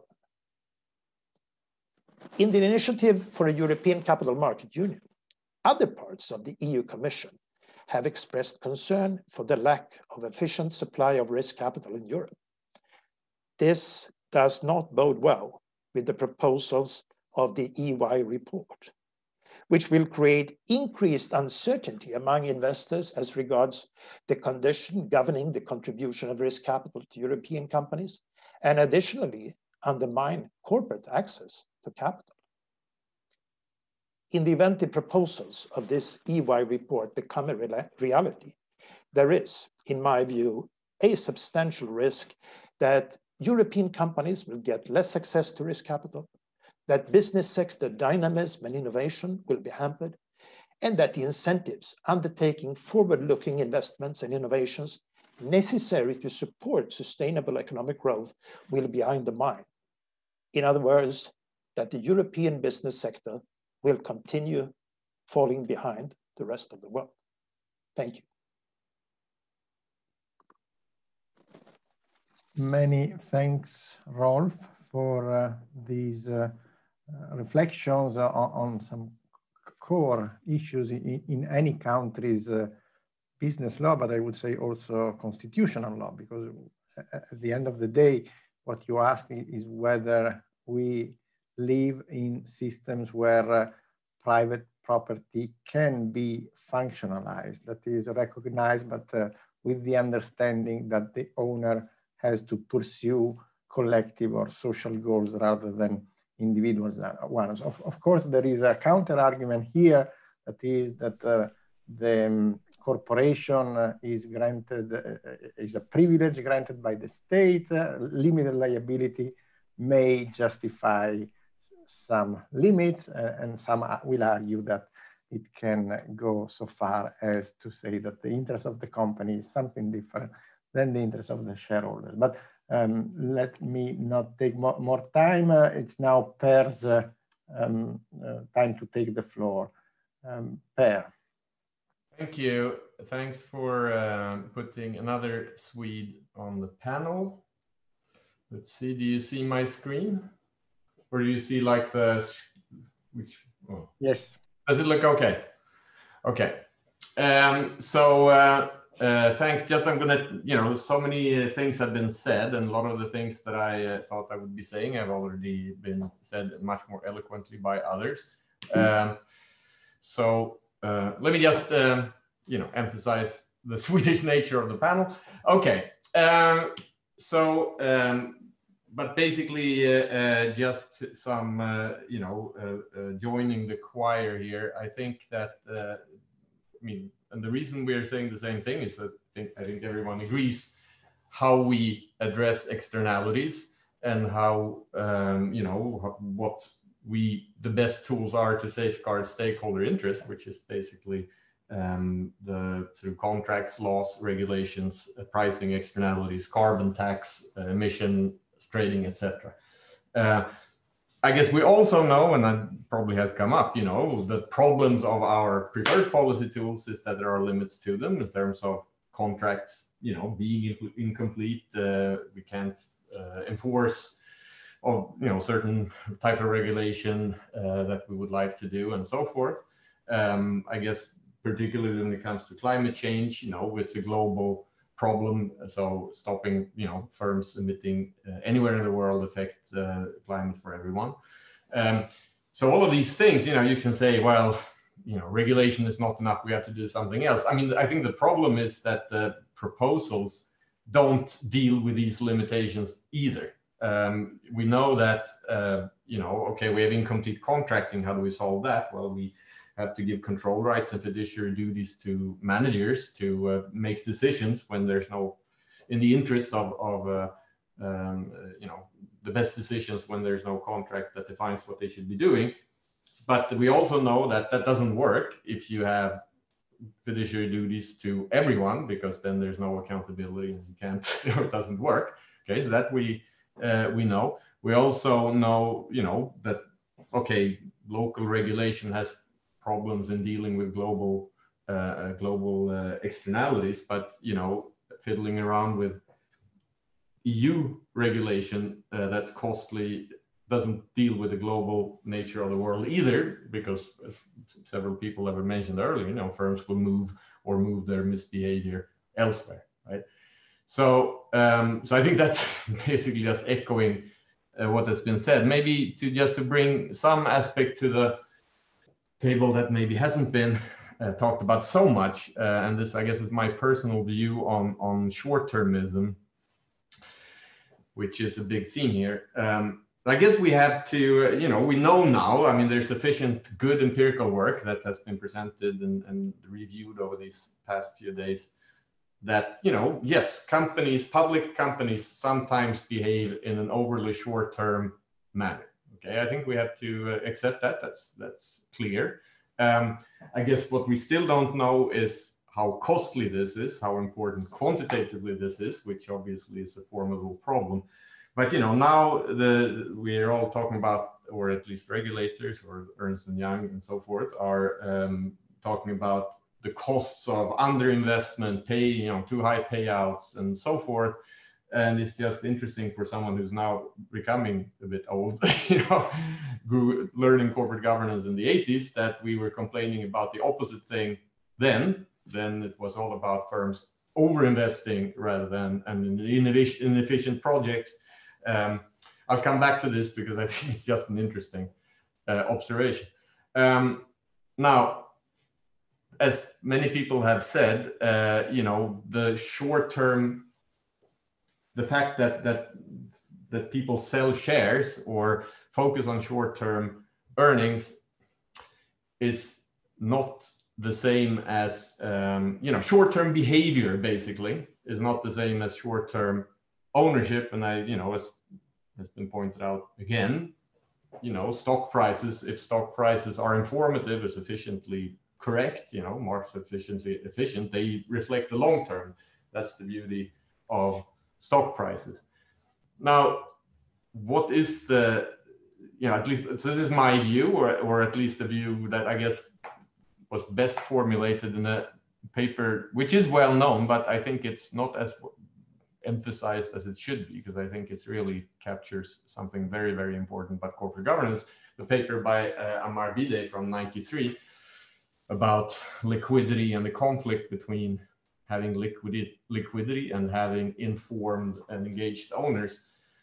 I think this is the core problem in corporate governance, you know, that of public companies is that, you know, to have perfect governance, we want to have informed stockholders that are very engaged in companies. Ideally, we want to have one, you know, shareholder both owning and running the company, because then per definition, we've solved the corporate governance problem, or many corporate governance problems, at least the ones between managers and shareholders. However, we also want liquid markets, right? So, and the problem with having liquid markets and trading is that you can't be informed if you want to trade. Okay, that's the problem here. Adverse selection, inside information is basically what kills liquidity. So public shareholders will have to be arm's length and uninformed if they want to have liquidity. I mean, I guess that's also the point of the B-Day paper. So why are they short-term? Well, because if you are arm's length and you don't know exactly what goes on in companies, you have to act and base your decisions on the information you have, which is whatever the firm discloses to you in their financial statements, such as quarterly earnings. And if that's the information you have, that's what you can react to. Okay. So, and I think, I guess for many companies, this, you know, works well, but I guess when it does become particularly difficult is when you have to make some decision that's going to be painful in the short term and give benefits in the long term, because then you have to convince shareholders that, you know, bear with me, we're going to have a couple of quarters of bad earnings, but I'm doing the right thing, you know, trust me. Okay. But when you're not informed, why would you trust, right? Maybe you're just incompetent, and that's why quarterly earnings are going to be bad. Okay. So I guess my view of the world has been shaped a lot by doing research and teaching private equity for many years. But when you look at private equity acquisitions of public companies, you know, firms choose to go private, you've seen many examples of that happening exactly when the firm needs to do some type of restructuring that they can't do in the public markets. It's very hard to explain why you have to do this thing to uninformed arm's length shareholders. And when private equity comes along, you take it private, you have an owner that's informed, sticks around at least for a couple of years, don't have to sell the stock, you know, very engaged in developing, you know, understanding the business plan and the strategy. And then you can do this radical restructuring in the private setting. I think Dell is a very nice example of this. Don't have time to go into too much detail on that. So I think that basically short-termism is something that has to do with a lack of informed owners. Okay?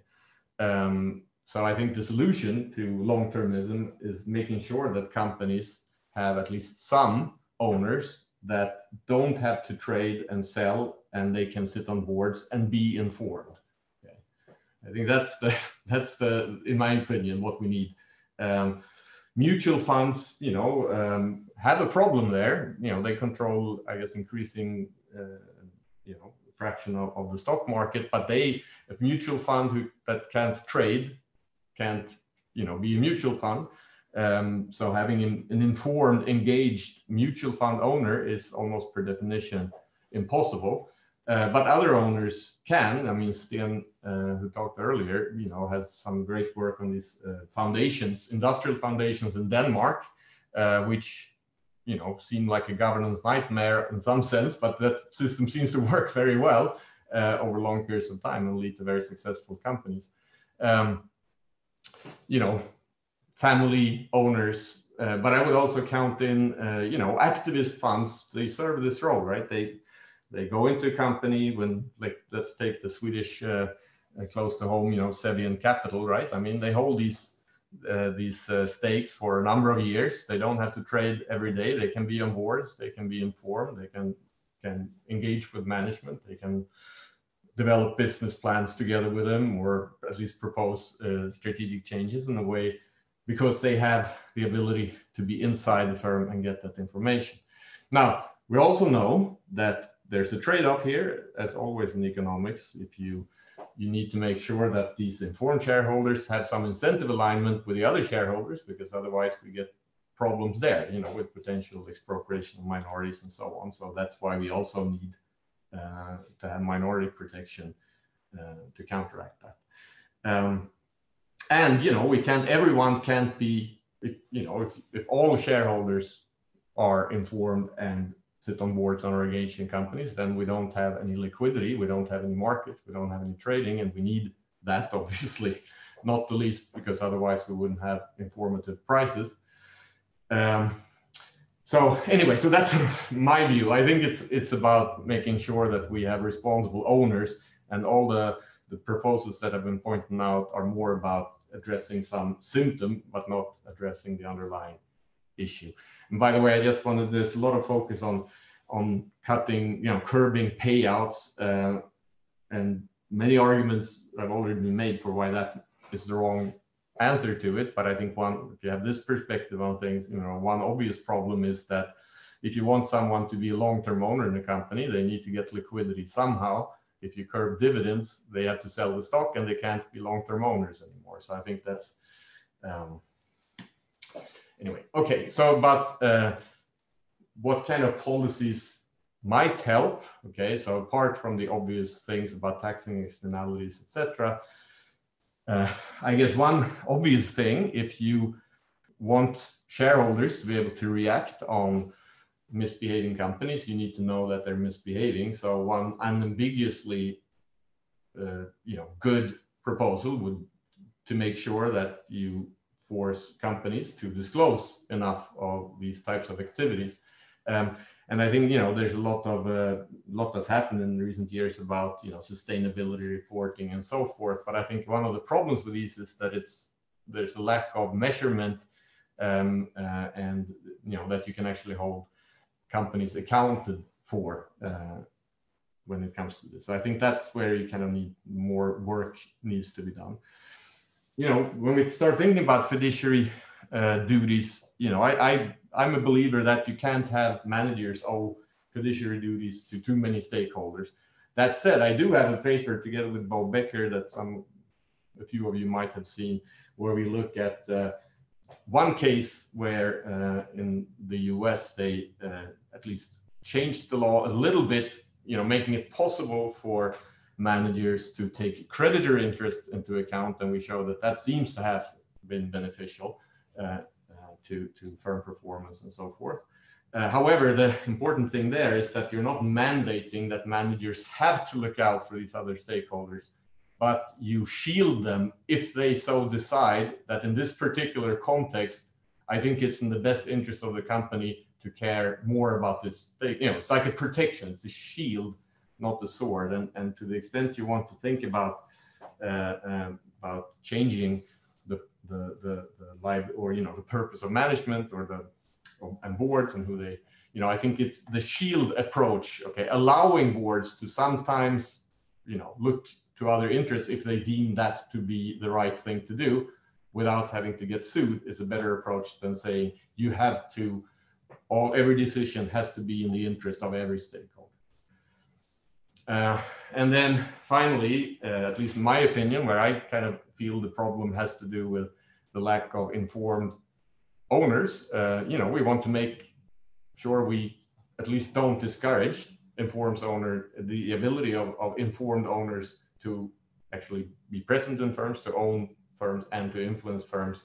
So some things you can think about is, I think that, I mean, I know across different countries, there's, you know, a big difference in the ability of a main shareholder that wants to be active to actually get on the board of a company. So I think being able to facilitate the ability of shareholders that when they're big enough and they want to engage, to actually be represented on boards would be a good thing. I think a lot of the ways that a lot of institutional investors solve this problem of being informed and engaged is to delegate it to intermediaries such as private equity funds and activist funds. And I guess, you know, if we might want to encourage them to invest in funds that share, you know, the values we want them to have.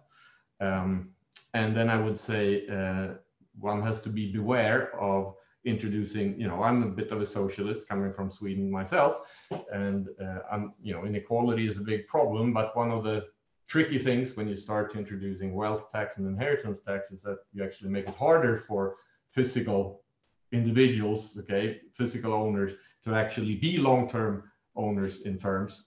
So that could be counterproductive from a governance point of view. I guess I'm out of time.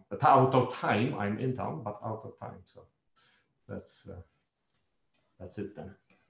Oops. Yeah. Thank you, Per. That was precisely on time. So now we have 20 minutes for Q&A. I will just note as a comment to a detail of Per's presentation that one could even argue that a simultaneous fiduciary duty of loyalty to a multiplicity of groups may well be qualified as a contradiction in terms if you understand the duty of loyalty as using residual control power in the interest of the principal. Once you have a multiplicity of principal, it's impossible not to break your duty of loyalty, at least to some of them. And I'm not sure the shield version of this reformulation escapes this objection. But now let me ask the speakers at least some of the questions that we have received in the Q&A from attendees. I hope we can cover them all, but there are many, so apologies in advance to those who ask questions towards the end that we will be unable to address. So there are, first of all, two questions for Alex. The first one by Frederick Barge, I hope I pronounce it well, is shareholder value the outcome of seeking long-term stakeholder value, or the other way around? That is, stakeholder value is the outcome of seeking long-term shareholder value. And Alberto Salazar asks, what would you propose to effectively share a bigger pie, long-term shareholder value, among stakeholders in a context in which global institutional investors control companies to a significant extent? Well, thanks, Luke, and thank you for those questions. So actually, those questions are quite related to each other. And in order to highlight this, what I mean by the pie is not long-term shareholder value. So when I'm talking about growing the pie, I'm not proposing trickle-down economics, where we make as much money as possible and then split it up. The pie is social value. So that indeed includes financial value, but it includes natural capital, human capital, intellectual capital, and all of those things. And then that is linked then to Frederick's question, is that I actually view shareholder value as a byproduct of creating value for society. So in fact, I am a proponent of responsible business, even though you might think that my comments earlier argued that we should still focus on shareholders. But this is why I am a proponent, is I think that thinking about stakeholders is a useful decision framework. Like what we teach to our MBAs and our students is we teach NPV, right? If you evaluate a new factory, you want to calculate, well, how many widgets can the factory make and how much we can sell that for. We can do that for a factory. You can do that with tangible investments, but for an intangible investment, let's say we want to give our employees more maternity and paternity leave. How can we calculate the NPV for that? How much more productive will the employees be? We don't know. So this is the value of thinking about our stakeholders, is to view shareholder value as a byproduct of stakeholder value. But notice that this does not require us to move away from, say, long-term equity alignment and all of those other things. Indeed, we can still have long-term oriented shareholders, which are the ones that Albert is asking about, which are still allowing companies to focus on long-term shareholder value, but it's not something we pursue directly. A CEO doesn't go into the office every day thinking, how can I maximize long-term shareholder value? That's theoretically appealing, but practically not so appealing. But this is why I think corporate purpose can be useful as a decision-making tool, of which we can see shareholder value as a byproduct of creating value for society. Great, thank you, Alex. So now there is a question by Vanessa Knapp for Steen, which perhaps Per addressed in his presentation, but it's still worth hearing from Steen. So is there a reason for not suggesting disclosure by companies in their accounts, for instance, on their approach to sustainability, purpose, and how directors see their duties as a possible solution? And the short answer to that question is not really. There is another directive being negotiated or in process, a revision of the non-financial reporting directive, where they specifically deal with these things, in another stream, and maybe we'll have to talk about that later, as I understand. So I think, that's why it didn't cross my mind to mention that part here. But generally speaking, I'm all in favor, as most people are, of more transparency and so on. Of course, there will be at some point a limit. If we continue we've been saying more transparency for the past, I don't know what, 50 years or something like that. At some point, we're going to hit the ceiling, and it'll be too much. But right now, it's certainly better than confusing directors' duties. Great, thank you. And in fact, there is a non-financial disclosures directive which is already in place and has already been amended to include climate risk disclosures. There are two questions then from the audience for Amir.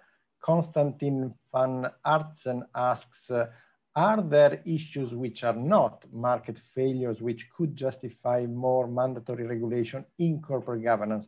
And Pavel Schlup asks whether you, Amir, could elaborate on the duty to consider the interests of others and its enforcement. In particular, could it affect the scope of directors' liability? Amir. Well, thanks for both questions. Being like conservative economists or like a conservatively thinking economist, you wouldn't want to intervene in markets unless there is some market failure. But in corporate governance, there are so many of those, information asymmetries that could lead to market failures, such that there are many, justifications. The market failure that you want to think about in this context is basically, managers or managers' loyalty. to the company, to the firm. Whether you perceive it in a common law framework or even in a kind of a civil law framework. I think the clear market failure that we're all discussing in this workshop and the EY report discusses is sustainability.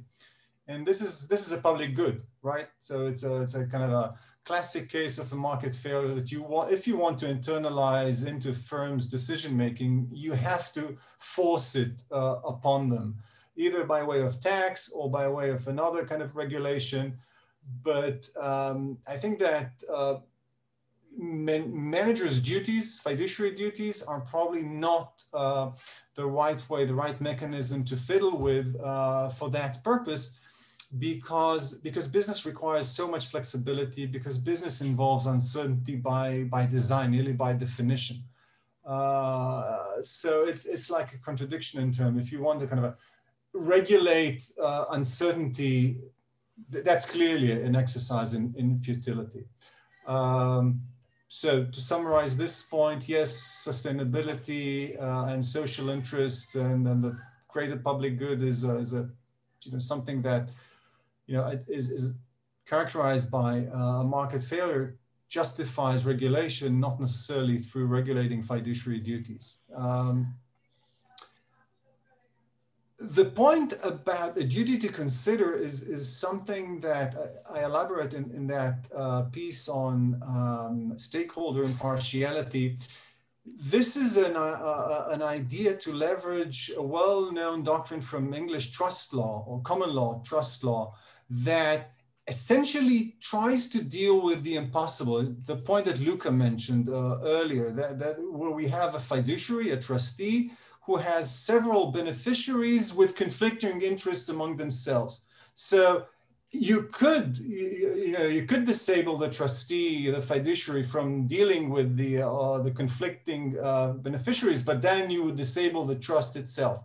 This is the idea of shareholders and creditors and employees' interests conflicting or in tension among themselves. The answer that law has already given is that there's a duty to think.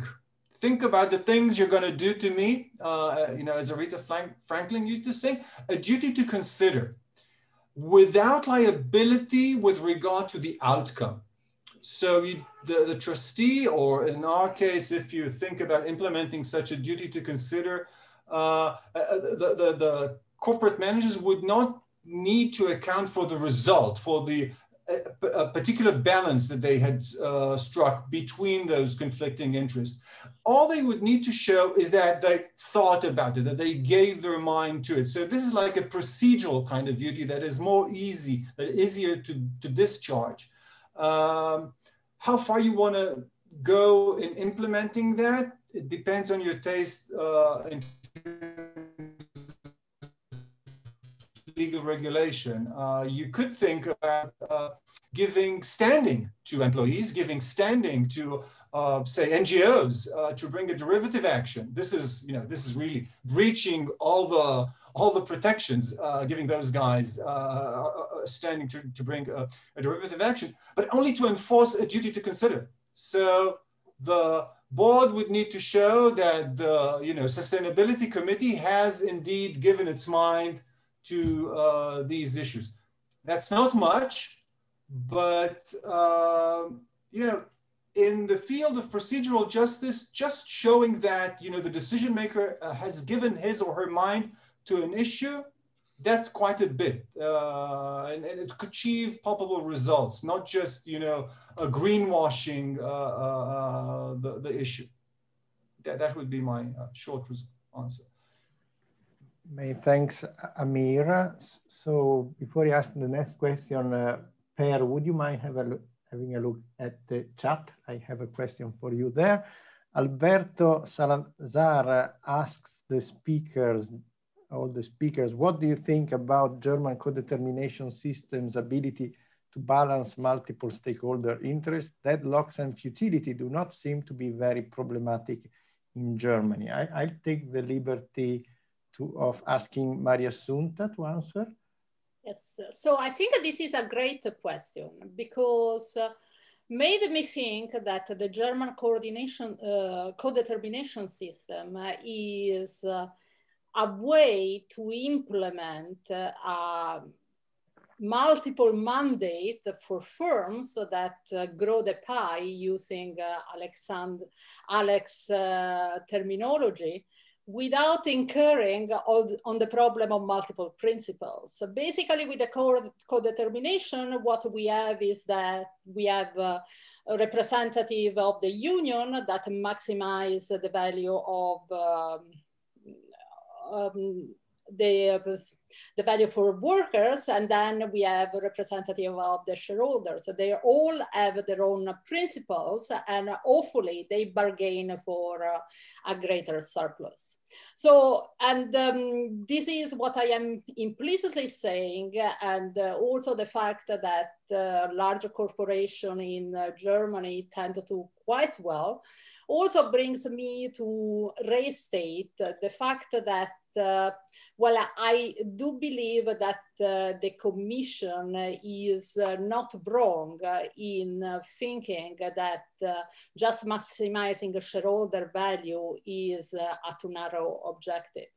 And recently, Alex shared a nice article on ProMarket on Twitter that summarizes the point very well. So first of all, sometimes the government regulation might not work. So I am the Italian voice of the panel. So I do think that government can fail clamorously also in Sweden. But there are also other reasons that are even more important. First of all, companies might change a society by empowering minorities. And this is an externality that we cannot just have with taxes. And so this is, and this is very important for representation and so on. So I do think that the German Code of Determination system is a system that, if the Commission will end up with directive in which the objective of corporations is not only maximization of shareholder values, is something that we should really keep in mind. Great, thank you, Mariassunta. If we have time, we will come back to this question, but now I have two questions for Per. One is from Vanessa Knapp again, and the question is, listed companies must announce inside information if it is likely to have a significant effect on the share price. Doesn't this mean that shareholders are informed? Isn't the reason for going private to do a reorganization that it is easier to do this when not being scrutinized by shareholders with different views, and where you have a small number of shareholders who really engage with the company? And Deborah Rogers asks you to clarify the information and transparency problem and why not all shareholders can be informed. So I think maybe, I probably didn't explain it well enough.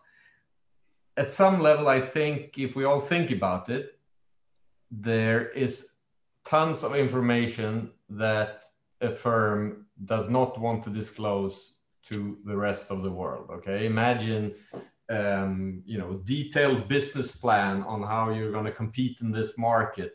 How you're going to change your strategy. Maybe you're planning. Maybe in 2 years the plan is then to acquire a couple of firms, etc., etc. Okay, this level of information, if you disclose it to one shareholder, you have to disclose it to every shareholder. Okay, that's sort of what, because otherwise that's what insider trading law kind of requires you to do, and we need that, because if people, different shareholders that have different information and can trade on it, that's the big important thing here, then obviously markets won't work. Okay, because when we have too much asymmetric information in the market, then you don't get in liquidity and things doesn't work. Okay, so but if you have a shareholder that doesn't need to trade, okay, then you can have a dialogue with this shareholder. You can develop the business plan together with the shareholder. You can do all sorts of detail and have views and dialogue and trust actually from this shareholder. If that shareholder is convinced that that's the right course of action, then sure, okay. But when you try to convince the market at arm's length why you need to do something that's maybe painful in the short term but will give big benefits in the long term, it's very hard to do that without giving out all the information that all your competitors can act on and just ruin the whole strategy, right? That's the problem. So shareholders who are committed not to trade, stay with the company, be on the board, you can actually have a communication with, you can motivate the actions, why you're doing them, and that's sort of the benefit of informed, or the by informed shareholders are very important in governance, especially when you need to do radical change. So that I think is the point. I hope I clarified. Great, thank you. We still have a few minutes, so I would give the floor to Amir, who wanted to say something about co-determination, and then the magic of Zoom is that Alex inserted in the chat a reference to one of Ernst Mauch's paper, and Ernst Mauch was promoted to panelist immediately after, so if he also would like to say something, he's welcome to. But first, Amir. So thanks for the opportunity to follow up. I think that if this policymakers want to shift or push directors in the direction of more stakeholder-oriented strategy, board composition would be the regulatory tool of choice.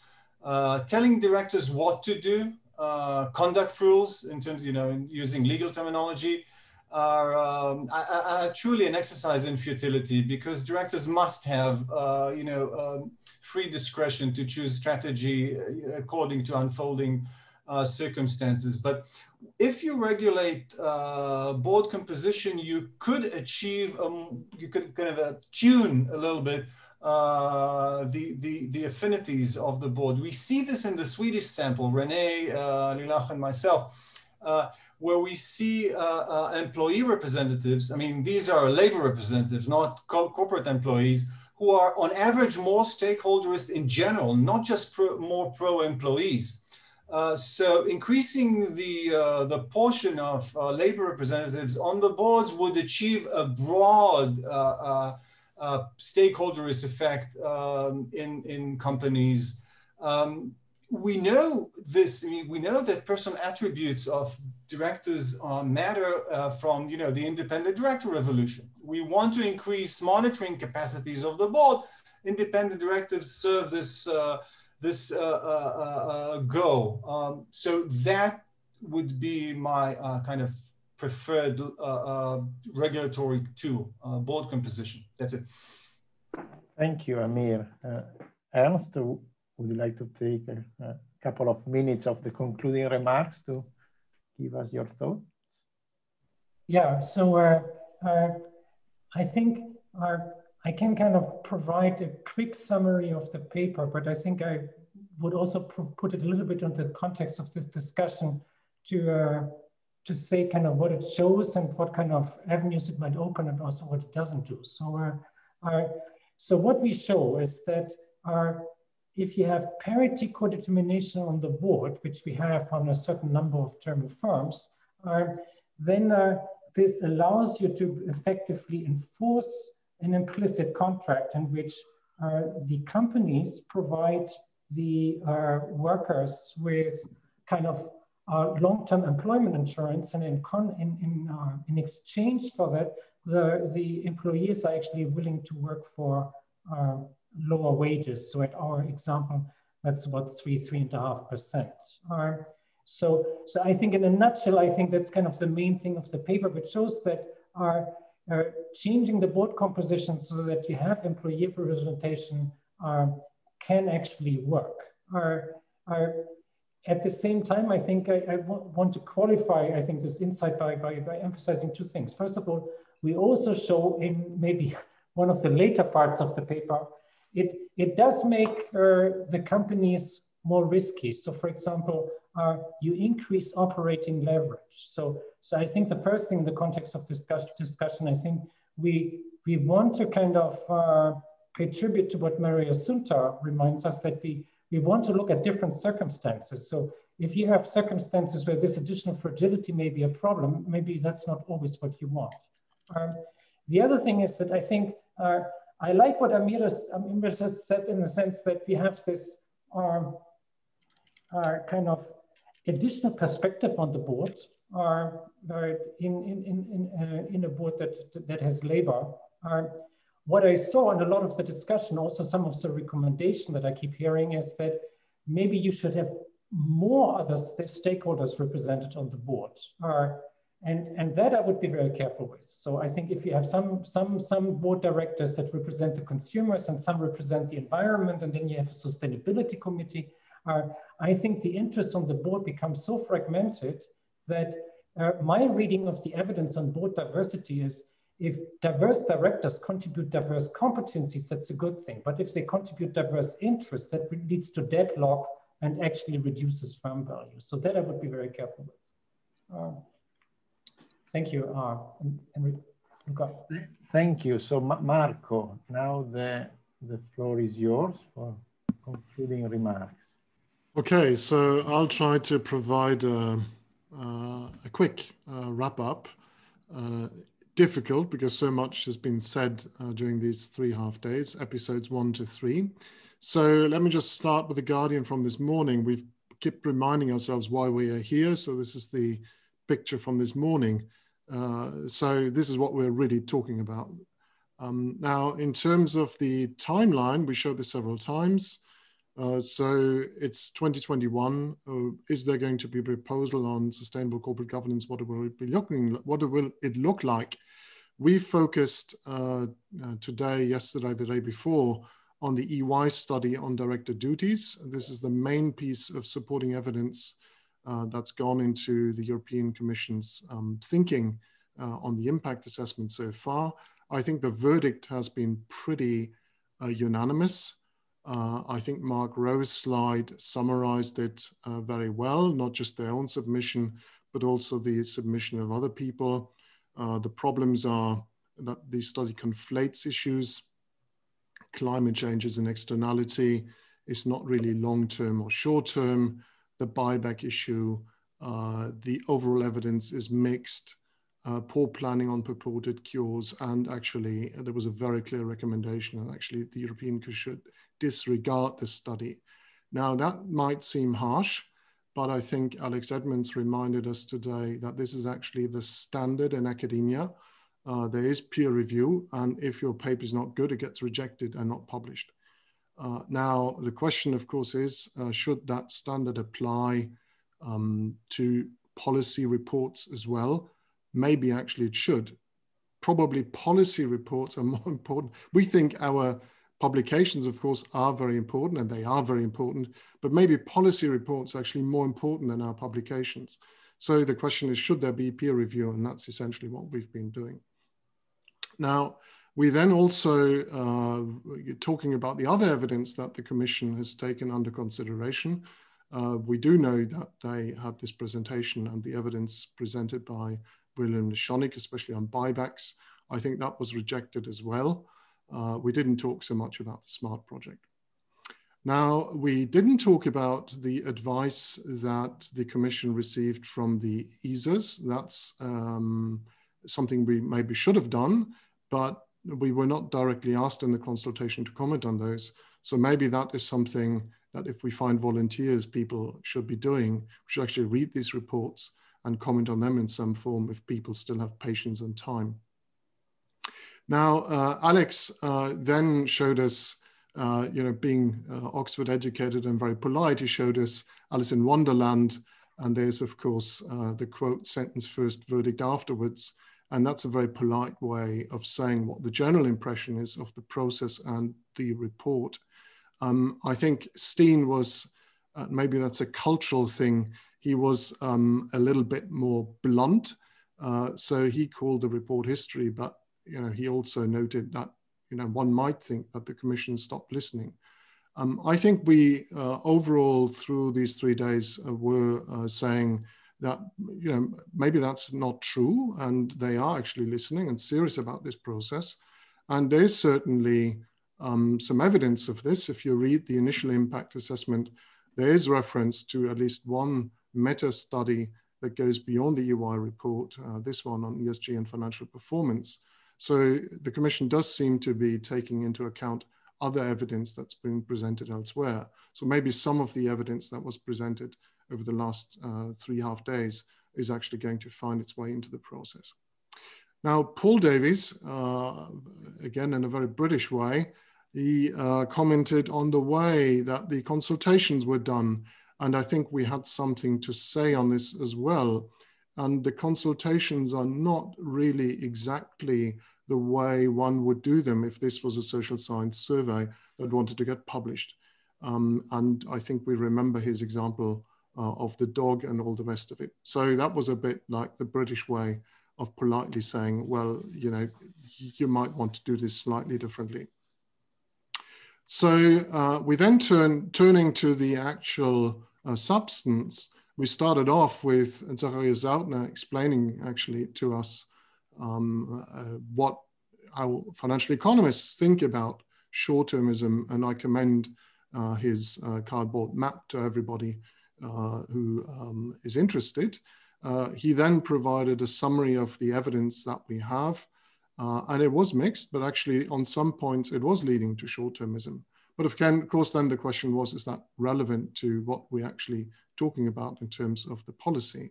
And I think Alex today reminded us that depending on what kind of analytical tool you use, you come to quite different conclusions.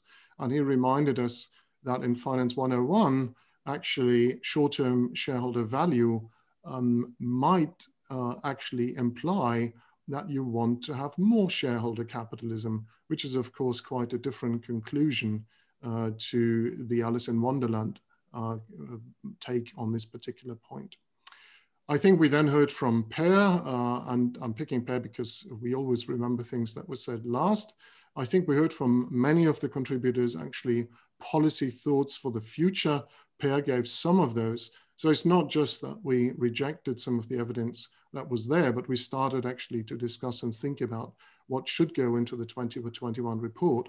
And just as a reminder, so on the left, we have a number of live debates that are ongoing and that ECGI scholars are engaged with, and on which we organized webinars and will continue to organize events. And we are publishing papers that are live and that are feeding into all of this. So it is much beyond short-termism, and some of these were already mentioned today. So looking back at the timeline, what's the next step? Well, I think we have rejected one piece of evidence that the Commission has taken under consideration, but the real issue now is to what extent is the Commission going to take into account other evidence that's out there? To what extent might it be willing to share its thinking on these topics based on what's been said? So we will know that when the impact assessment comes out. And then, of course, we will see what's going to happen to the proposal that the Commission is committed to in its 2021 work program for actually putting forward. So that's going to be the moment of truth. But I think, well, Luca is going to thank everybody again. I think just thank you to all the colleagues who've contributed. We're not paid for this. So I think people said when in the purpose debate, not everything we do is for money. And I think you could see evidence of this over the last 3.5 days. Thank you, Luca.